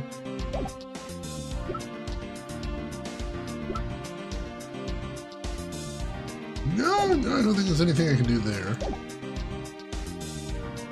Can I logic anything? No.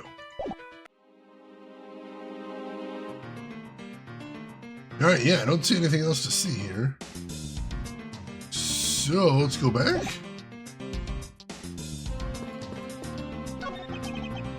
Mr. Amano, this body. Yes, that's my butler, Oliver. How could something like this have happened? Indeed. Why was Mr. Deacon here to begin with? Still an excellent question.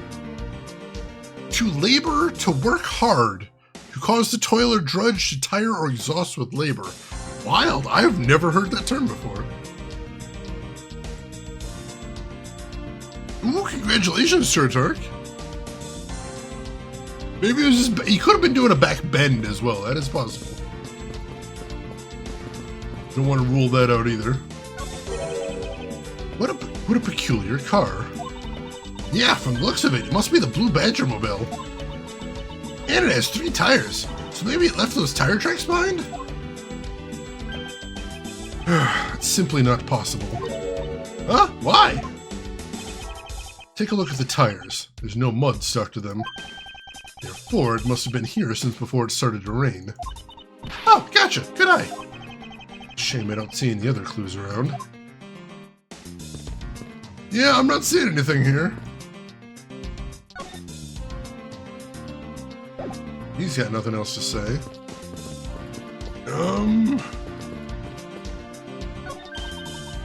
Oh, did you know? I really love this kind of chair, the way it rocks back and forth. When I grow old, I plan to sit in one of these and rock the day away every day. But you don't have to wait, Mr. Edgeworth. You're just at the right age for one. I really project myself as someone of that age? You got silver hair, so yes. You really do. There must be something I was missing at the crime scene?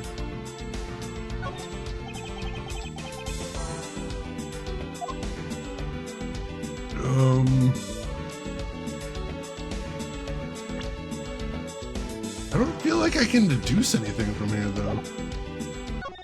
And I definitely can't do logic because I've only got 1 point.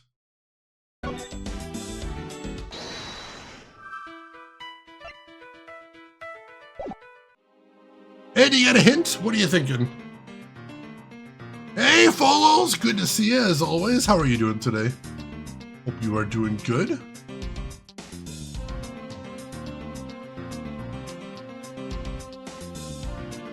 Is there anything in his hand? Nah, I checked both of his hands. Nothing to inspect there, unfortunately.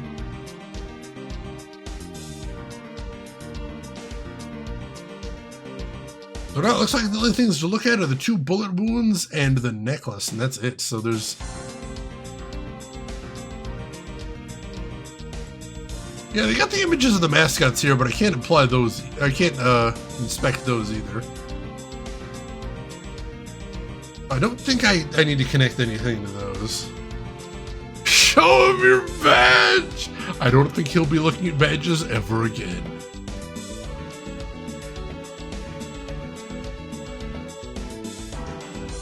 Alright, I'm saved. What happens if I hit deduce? Actually, hang on. I keep forgetting we have this tab over here with all the profiles.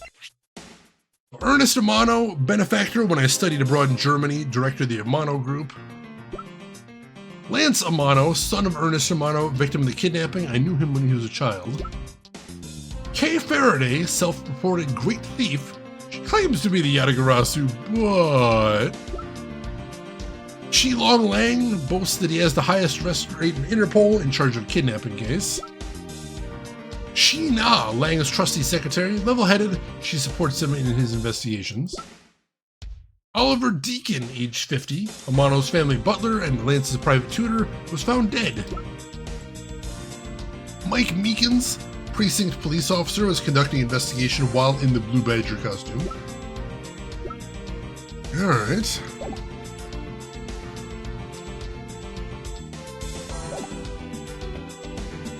I think that might actually be what we have to do here.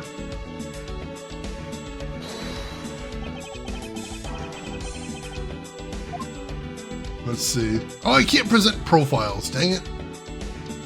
I was hoping I could present the profiles so we could look more at that name.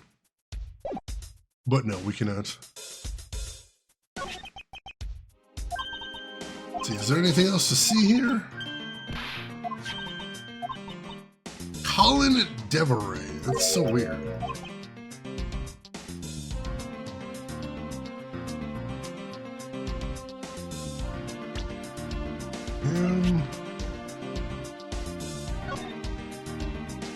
It's Oliver Deacon, time of death pending autopsy.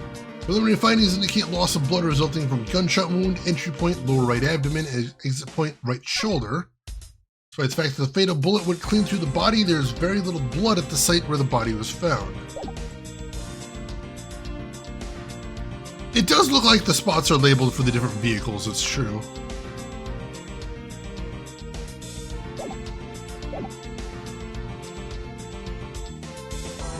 I don't know, they got that big deduce button up there, but I don't see anything to deduce here.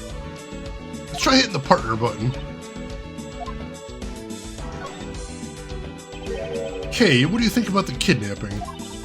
Well, I don't know anything about the victim. So, actually, I was hoping you could tell me. Ah, that's right. I never did explain the situation to you. I got involved because of a phone call I received. It was from none other than the director of the Amano Group, Mr. Ernest Amano. His only son, Lance, had been kidnapped and he wanted me to be the drop-off man. Little did I suspect that I would be abducted myself. And that's when I found you tied to a pole screaming, "No!"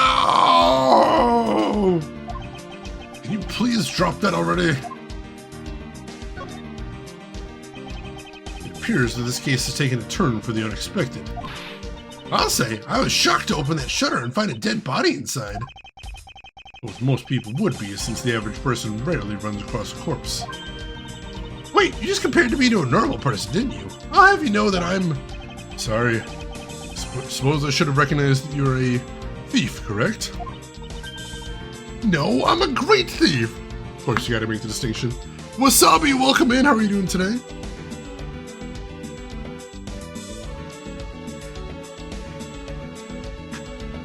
They canceled mid-delivery. That's frustrating, balls. And a great thief is not surprised by anything. Got it? Apparently with great thievery comes great loss of short-term memory. Alright, so nothing to do there.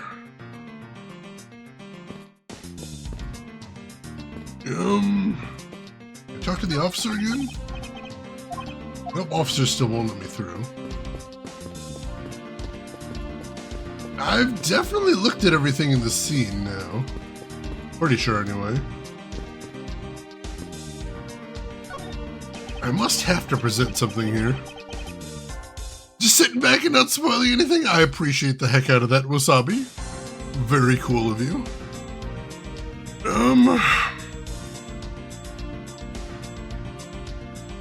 So the only thing is to examine...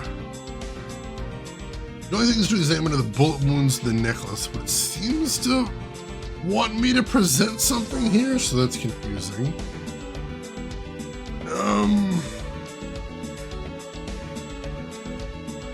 Let's see, what are we missing here?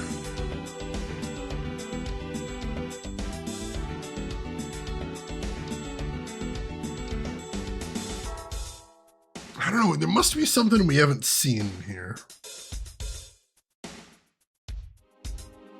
What on earth? What are we missing? I don't think we can look at his shoes, can we? We can't look at his shoes, which is unfortunate. Must be something I'm missing here.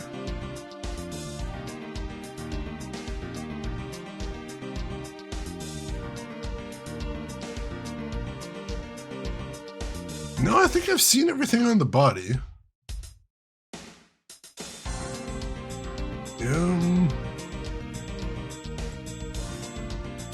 Your chest right at the edge. The badge is the answer. The badge is never the answer. Except when it is. I don't know if anybody's got any suggestions. I would love to know. But it feels like I must be missing something I'm supposed to look at here. I just have no idea what. Like I said, we've already looked at everything a couple times here.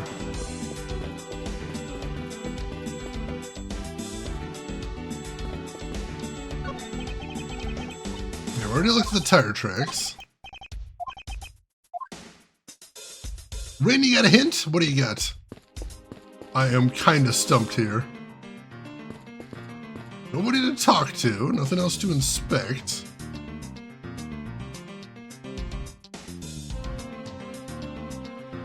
I can't look at anything else in there.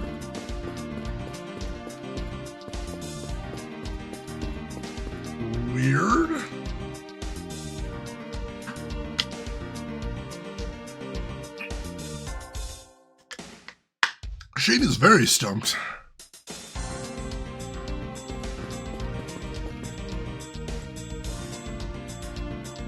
Let's see, can you look through the barred window? I think I can only look at the barrels here, but I'll try. Yeah, that part just makes me look at the footprints.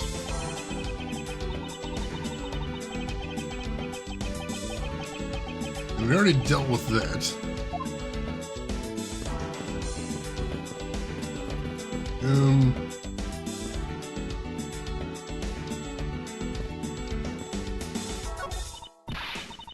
No, that just looks at the barrels. So no, we can't look through the barred window.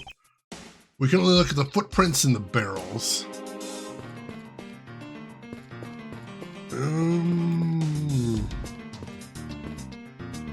Groshin, you got a hint? What do you got? I have no idea what I'm missing here.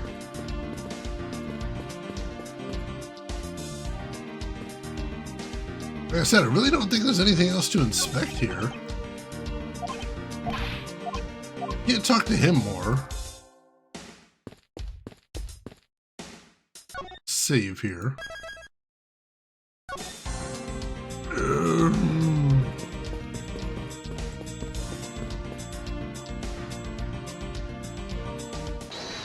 Can't do any logic because we've only got the one logic point there.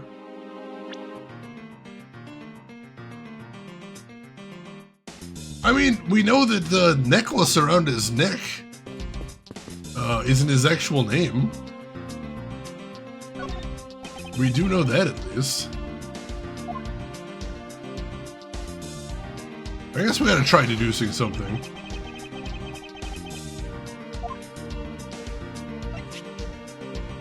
Pair that with preliminary findings, maybe? Eureka! Oh, god damn it. That's so stupid, though. I have to use the picture of the crime scene on the crime scene? That's silly. I'm looking right at it. There's something not right about the name on the pendant. The victim is the Amano family butler, and his name is Oliver Deacon. But the name on the pendant is Colin Deveray. Wonder what's up with that? Don't know, but I think we've hit upon an important piece of information.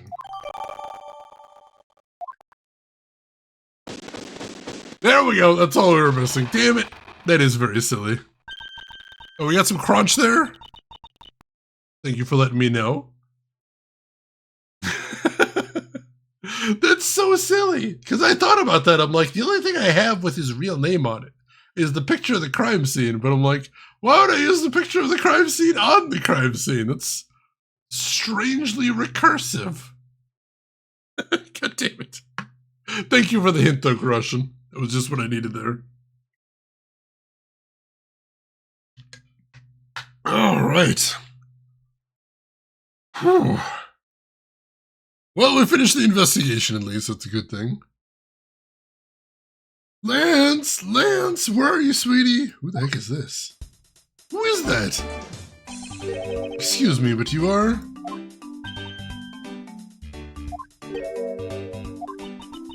Oh, this is bad. He's really good. Didn't somebody else just make that joke a little earlier? God damn it. Ah, stop it, Lauren. Can't let yourself fall for a playboy like him. You're in love with... Sounds like someone doesn't know the meaning of the phrase inner monologue, huh? Sorry to interrupt your conversation, but might you be a friend of Lance? Yes, I'm Lance's girlfriend. My name is Lauren Paups. His girlfriend? Oh, it's not like that. We're more like friends, and we're not lovers or anything. We haven't gotten that far yet. But I guess that's how people are going to see it, so I should just accept it. I even got this ring as a present from Lance. You know, she reminds me of a cartoon character. May I inquire as to why you are here? I haven't been able to get in contact with Lance lately, and I began to get really worried. I looked everywhere for him, and then I heard about the kidnapping, so I came here. Wow, you're really strong for having made it through all this by yourself. Is it true? Has Lance really been kidnapped? No one is supposed to know, but yes, it's true. Oh, Lance. I can't believe you've been spirited away. I wonder how you're doing right now. Looks like she's going back to the fair maiden love routine. So, Mr. Edgeworth, where do we go from here? Well, we found a body, so we should look into the murder.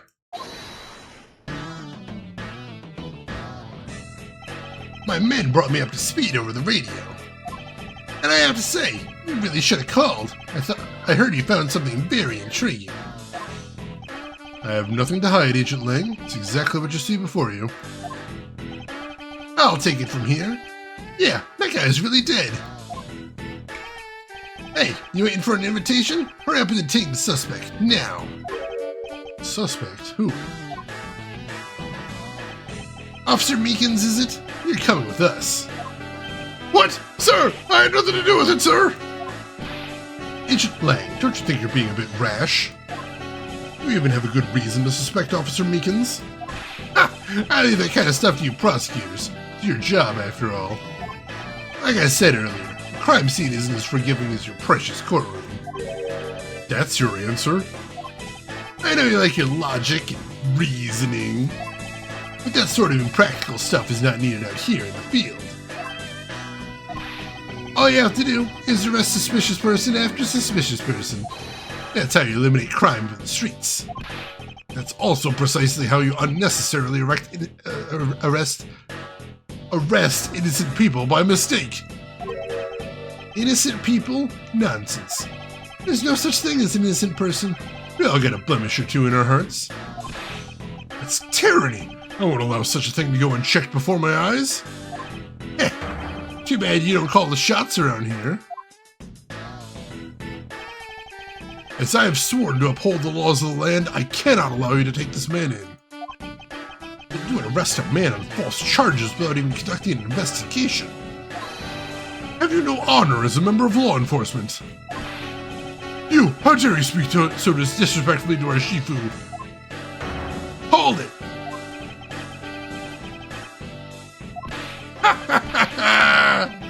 You amuse me, Mr. Prosecutor. Like Z says, every pack has its own rules. If you can play by their rules and come out on top, that is a true victory. Alright, I'll give your beloved laws a fair shake. I'll show you just how much investigating I've done. Through my line of logic. Oh, jeez. I've seen a lot of bodies like this one being carted off in my time. I can say he was shot in a single glance, but even you figured that much out, right? With your current gun laws, it's not exactly easy to get your hands on a gun. Not unless you're a member of law enforcement like Officer Meekins, isn't that right? That is your reasoning? Solid as a rock. It's based on the philosophy of detainment. What's this philosophy of detainment? Ah, you don't know? In that case, pay attention, girlie. In my country, the criminals have a saying, beware the wolf. Why the wolf? Because in my language, Lang means wolf, and you don't mess with me or my pack. And as for the detainment philosophy, my father is its honorable ancestor, Lang Z. You'd think I'd have heard of him and his teachings if he is that famous.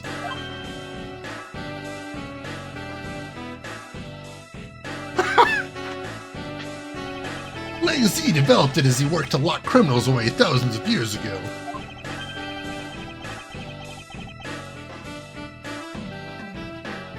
Oh, thank you, Kissa. I appreciate that. He's making the numbers go up, and yeah, this guy sucks. I suspect that he sucks, but yeah, he sucks.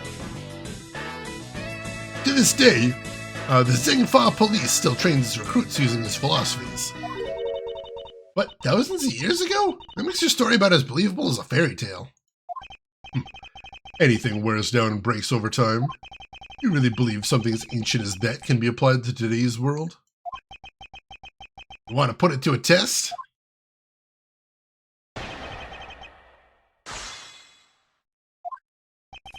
Alright, let's see if we can find where to break his logic here. Go ahead and save first. And we know he was shot.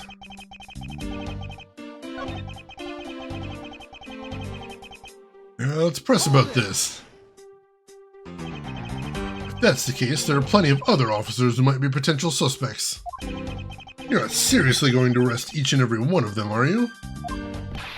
As if I would need to. I've already looked into everyone else here. Oh? Other than Officer Meekins, I know no one else's weapon has been fired. How did you check every single person's weapon in such a short span of time?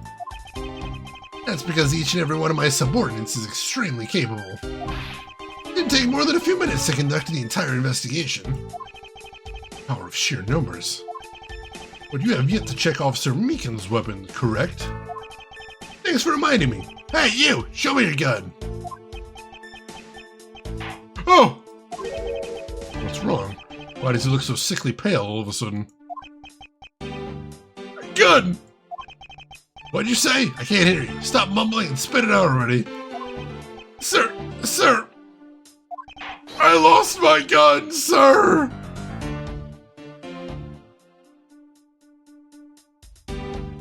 Awesome. How could you be so irresponsible? In the end, looks like you're still the only suspect we got. You're the one who waited here outside the garage to ambush and kill the victim. So you think that Officer Meekins waited here to kill the victim, do you, Lang? Hang on a second.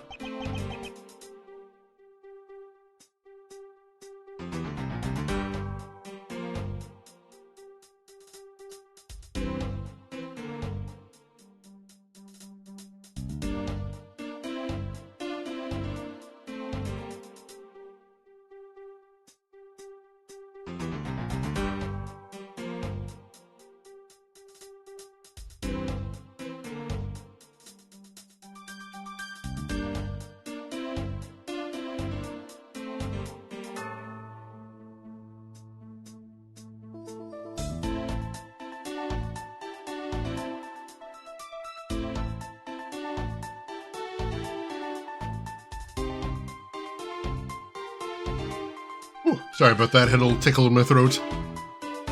Yeah, named, it seems like it's a theme in Phoenix Wright that there's always some, what do you call them? Stooges. There's always stooges in the Phoenix Wright games. People who are so impossibly stupid, they can always leave wide open gaps where they could have been the one, even though we all know they're not. Let's see, a song I've been lurking for a while and I have a question of important relevance. What are your opinion of figs? So it's interesting, because I remember we talked about figs once before and this came up. I've had things that have fig in them or are fig flavored, but I've never actually eaten a fig before. And come to think of it, like, I'm not 100% sure that my grocery store even has them. Like, I don't remember seeing them before. I'm definitely gonna have to look next time I'm there. Which is pretty wild to think about it, because I'm like, that's so weird.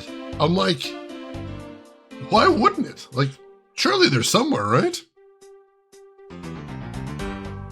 Yeah, like, I'm trying to think. I don't think all the times I've been to my grocery store, and I go to a very large grocery store, I don't think I've ever seen figs there.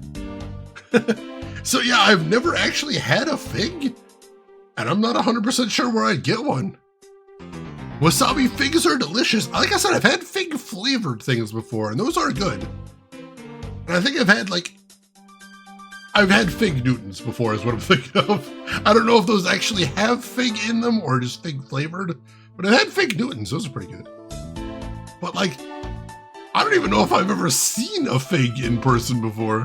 They just don't really seem to be much of a thing around here. They do have fig in them. Thank you, Rin. I appreciate that. Let's see, Kissa, you're actually surprised anytime you go back to the USA and the weird lack of variety in fruits and meats. We do have just dozens upon dozens of soda flavors here, so that's something at least. When fig season cometh, Hisaka goes wild. Are they? I assume they're easier to get in your neck of the woods. Sorry, relentlessly. Semantic satiation.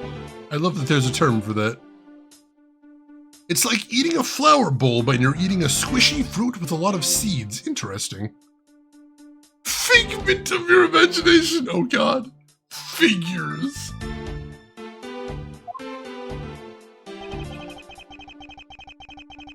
Alright, so Officer Meekins ambushed the victim in this garage and killed him. Oh, alright, I already see the contradiction here.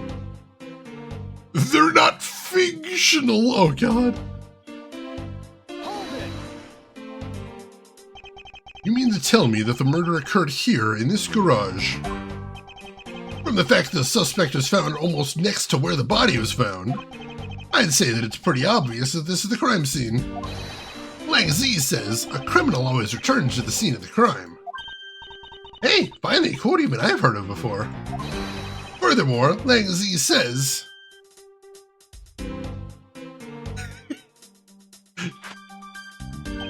Successful investigations are the result of multiple returns to a crime scene. Looks like neither detectives nor criminals have changed their ways over the millennia. So this is the kind of conclusion the philosophy of detainment can lead you to. I don't get it, Mr. Edgeworth. Why are you putting yourself in the line for Mr. Meekins? It's not that I particularly care about what happens to Officer Meekins. What? However, I can't simply stand by while Agent Lang ignores our country's laws. Long Lang. What sort of investigator are you? Alright, so I think I know what we're doing here, so hang on.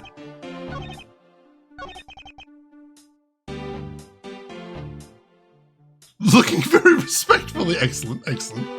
At Sanko, we get many varieties of figs here. It grows pretty well. Big varieties that are just honey sweet. So, do you eat them straight up, or do you have any recipes you use them for? I'm curious. Like I said, I know very little about them. Go ahead and save real quick. And then let us present the crime scene photo. Objection!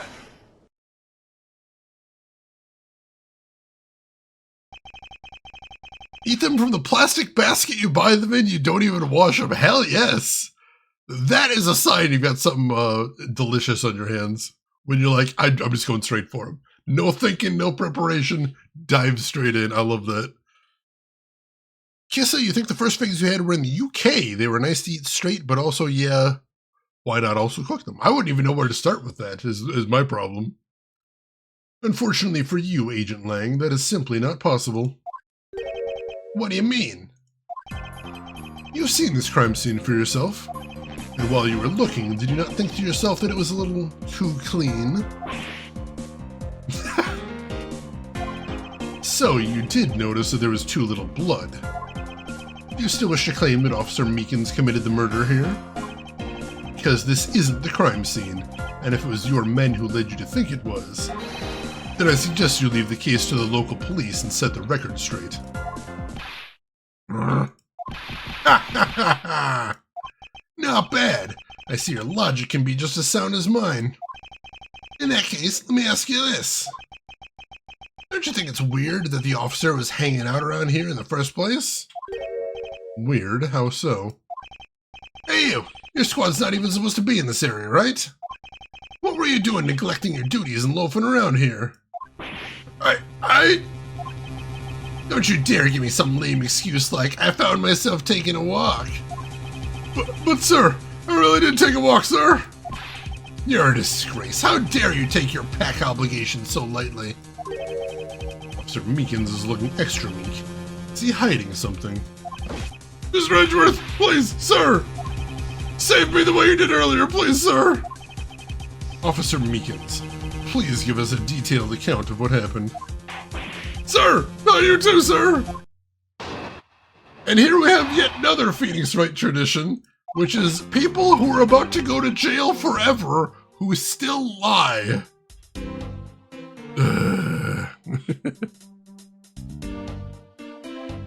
Lee, we're supposed to interview a developer? Oh god, Lee, I'm so sorry. That is super frustrating. Well, think about the positive way there. If they're like that for the interview, you probably dodged a bullet. Like, that's an answer right there in and of itself.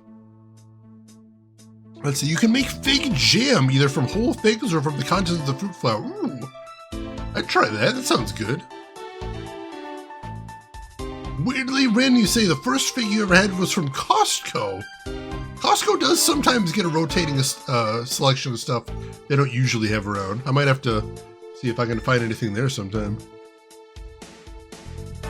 Yeah, the positive of these things, at least you got the answer if they're good fit quickly. Yeah, that settles that right away. It's true, sir. I wasn't assigned to this area, sir. I was told to check every square inch of the main gate area, sir. I also went looking for the kidnappers while selling dreams in the Blue Badger mobile, sir. But I got completely caught up in a role selling dreams to the children, sir. Before I knew it, I found myself here in this area, sir. What is this Blue Badger mobile? It's a moving store on wheels that sells sweet dreams and merchandise, sir. So the Blue Badger mobile is just a roving souvenir shop? Yes. Sir, I swear I was chasing the kidnappers down while I was being a good dream merchant. Seems rather worked up, even more than his usual hyperactive self. Sure seems sure at what he's saying. You try to calm down and lower your voice to a more reasonable level, officer. Sir! Roger, sir!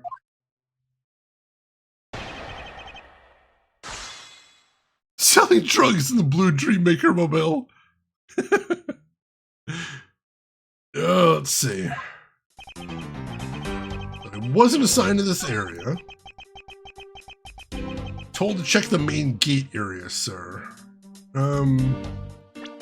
Take a look at that map.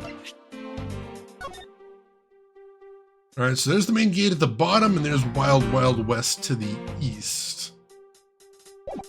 I don't know if that's going to be important.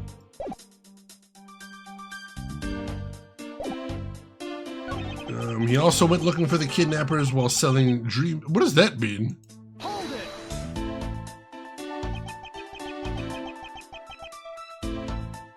What exactly do you mean by selling dreams?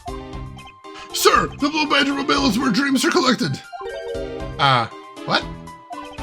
Sweetness like you've never known, sweetness like you've never known except in dreams, ma'am, like innocence drops. And bitterness found only in nightmares, ma'am, like guilty jawbreakers. Selling those, I push the Blue Badger mobile along as my sworn duties, ma'am. Oh god, this guy. Follows your figs and to research some fig jam recipes? I'm kind of curious myself. Rin, you have a fake jalapeno sauce that a friend gave you as a hostess gift. Ooh. Very interesting.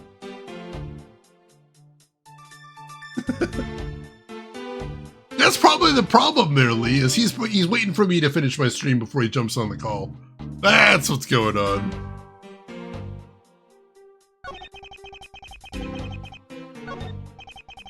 Sounds like he simply forgot about his real job and became the Blue Badger. However, there is one flaw in Officer Meekin's story. I have the feeling that he'll need some prodding before he'll spill the beans. Alright, so he's assigned to check the main gate. Hold it! Describe for me how you conducted your investigation.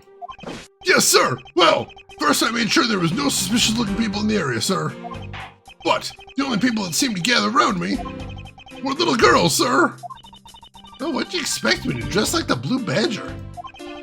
I thought I had no choice at that point, sir, so...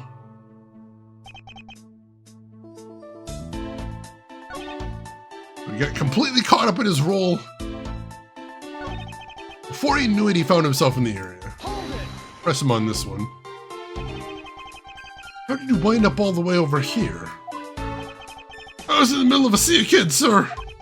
One of the kids decided to challenge me to a fight, sir. I had to run away from the child's painful drop kicks, and before I knew it... Ha! The good old drop kick! I dished out my fair share of those when I was a kid.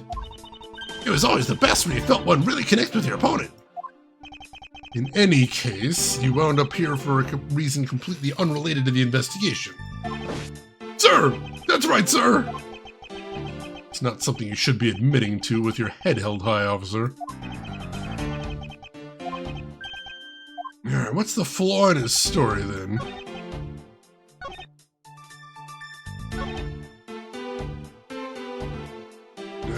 let's check this here. There you go, Lee. Let's see. Kissa, you had an interview at one point. The company set a specific time frame. Got an email detailing the coding test they wanted you to do without them, and then turn at the end of the time blocked off. Yeah, it's a red flag right there. Hold it! You completely forgot to look for the kidnappers. No, sir, of course not, sir. I would never do something like that, sir.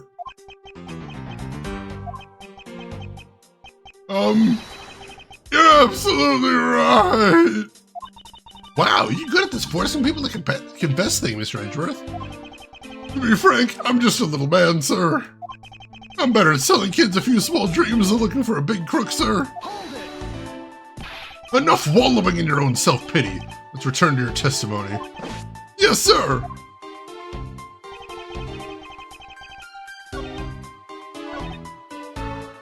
Alright, hang on.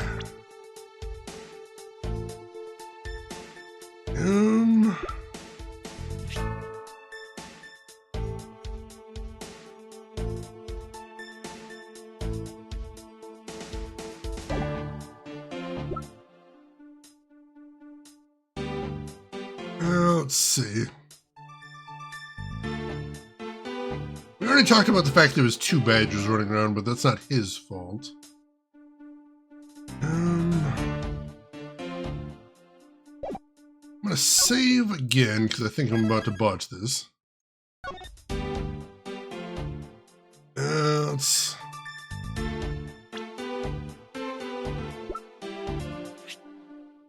Objection! Oh, no, I am onto something here. Officer Meekins, I would appreciate it if you didn't tell such transparent lies. Sir, I'm lying, sir. Yes, you are. If you were really out there selling dreams with the blue Badgermobile until recently, then what is it doing here inside the garage? Ah! That face squish! Actually, I just lost track, sir! Lost track of what? By the time I realized the blue Badgermobile is nowhere to be found, sir! Which would mean it was perhaps stolen. That's why I came back to this area thinking maybe it was in the garage, sir! But that's when you found me, Mr. Edgeworth, sir! A likely story. Who do you think is gonna buy such a convenient tale as that? And what exactly is so convenient about his story? The car getting stolen. It's completely unbelievable, even for a cover story. But I think we can assume the car was used alright. To move the dead body? What? You killed the victim at some distant location, Officer Meekins. And then you used the blue Badgermobile to transport it all the way here. Now then, you're coming with me. Emperor, what's the last thing you saw, Emperor? I can fill you in on what you missed. That wanted poster in the background is pretty terrifying. I like how a lot of the things in here have been scaled up, but some of the background details are still kind of blobby. But it wasn't me, sir! The killers, sir! It wasn't me, sir! Agent Lang, wait! What do you want now? We still don't know where the real scene of the crime is. You can't say we know all the facts of this case, let alone the truth. I told you, truth schmooth, I couldn't care less. Our job is to catch the crook. You'll find out your precious truth after we arrest the guy and take him in. That's the job of you prosecutors in your fancy courts with your logic. As for us, we don't have that kind of time to waste. You boorish buffoon. I think you need to leave. What? We need to get the body of this autopsy, and you guys are getting in the way. Yes, so we were exploring outside the room and we found a corpse that turned out to be the butler of the guy who was kidnapped. And then this guy who's the Interpol guy shows up again. and basically tries to pin the murder on Officer Meekins, who was standing around. Meekins was in one of the old Phoenix Wright games. He was the guy in charge of the evidence lockup who was constantly saluting. So yeah, he's trying to pin the murder on Meekins, although it's probably not Meekins. So yeah, we've still got a kidnapping we haven't resolved, and now we have a murder to deal with as well.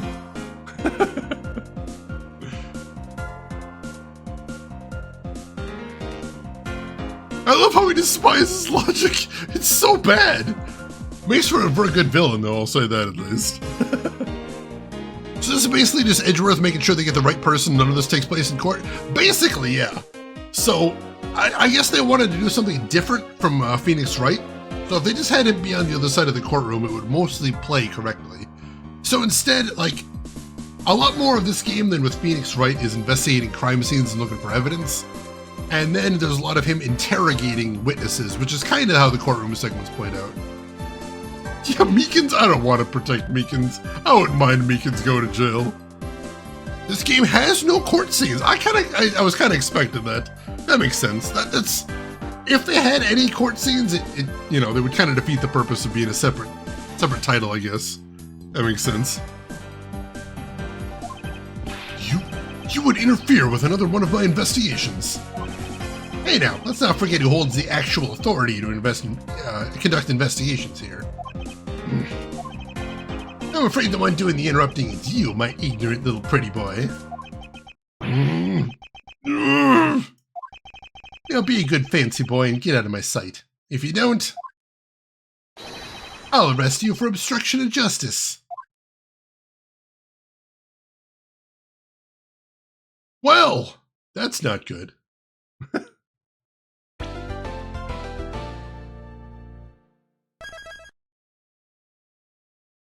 Wow, Shane, can't believe you're out there spreading blatant anti-Meekins sentiment. I'll say it anytime, I'll say it loud, I'll say it proud. Meekins sucks.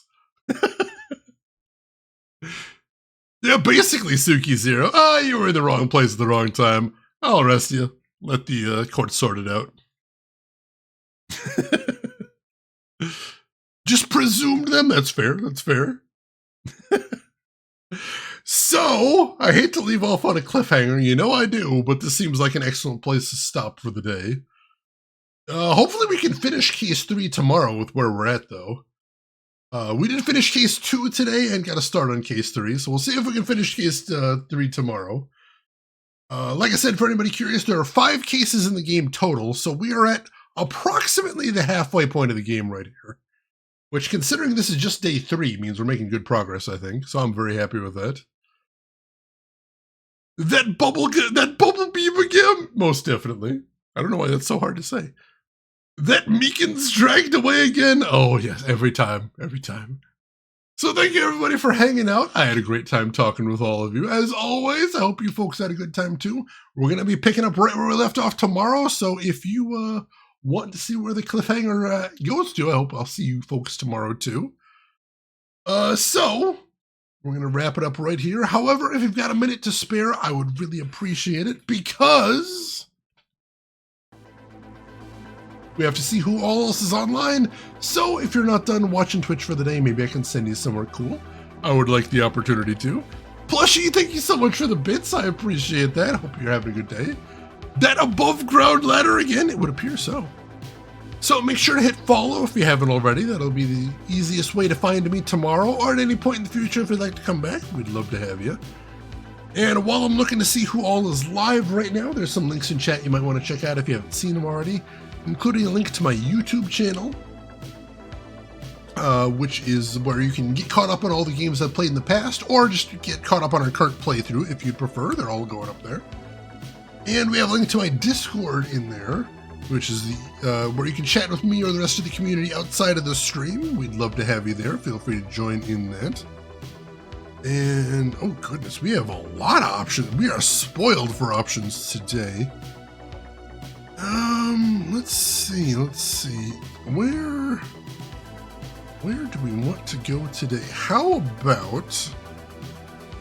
Oh man, I see somebody that I never ever get to raid these days, and I would absolutely love to swing by and say hello to. So, Ladies and gentlemen, I would really appreciate it if you would join me as we said hello to a good friend of the stream by the name of Sammy Train TV. She is a fantastic streamer. She does full variety. She does a little bit of everything, including a lot of modern games and some multiplayer games. But today, apparently, she is doing some Bob Ross painting in Bob Ross cosplay, which not only is going to be hilarious, but if you've never seen the technique that Bob Ross uses, actually really fascinating. Very cool, surprisingly easy to replicate. So why don't you join me over there, say hi to Sammy, hang out for a little bit, throw her a follow if you like what's going on over there. But hey, if you've got other things to do, I will just say as I always do, have a good morning, afternoon, or evening, wherever you're at in the world.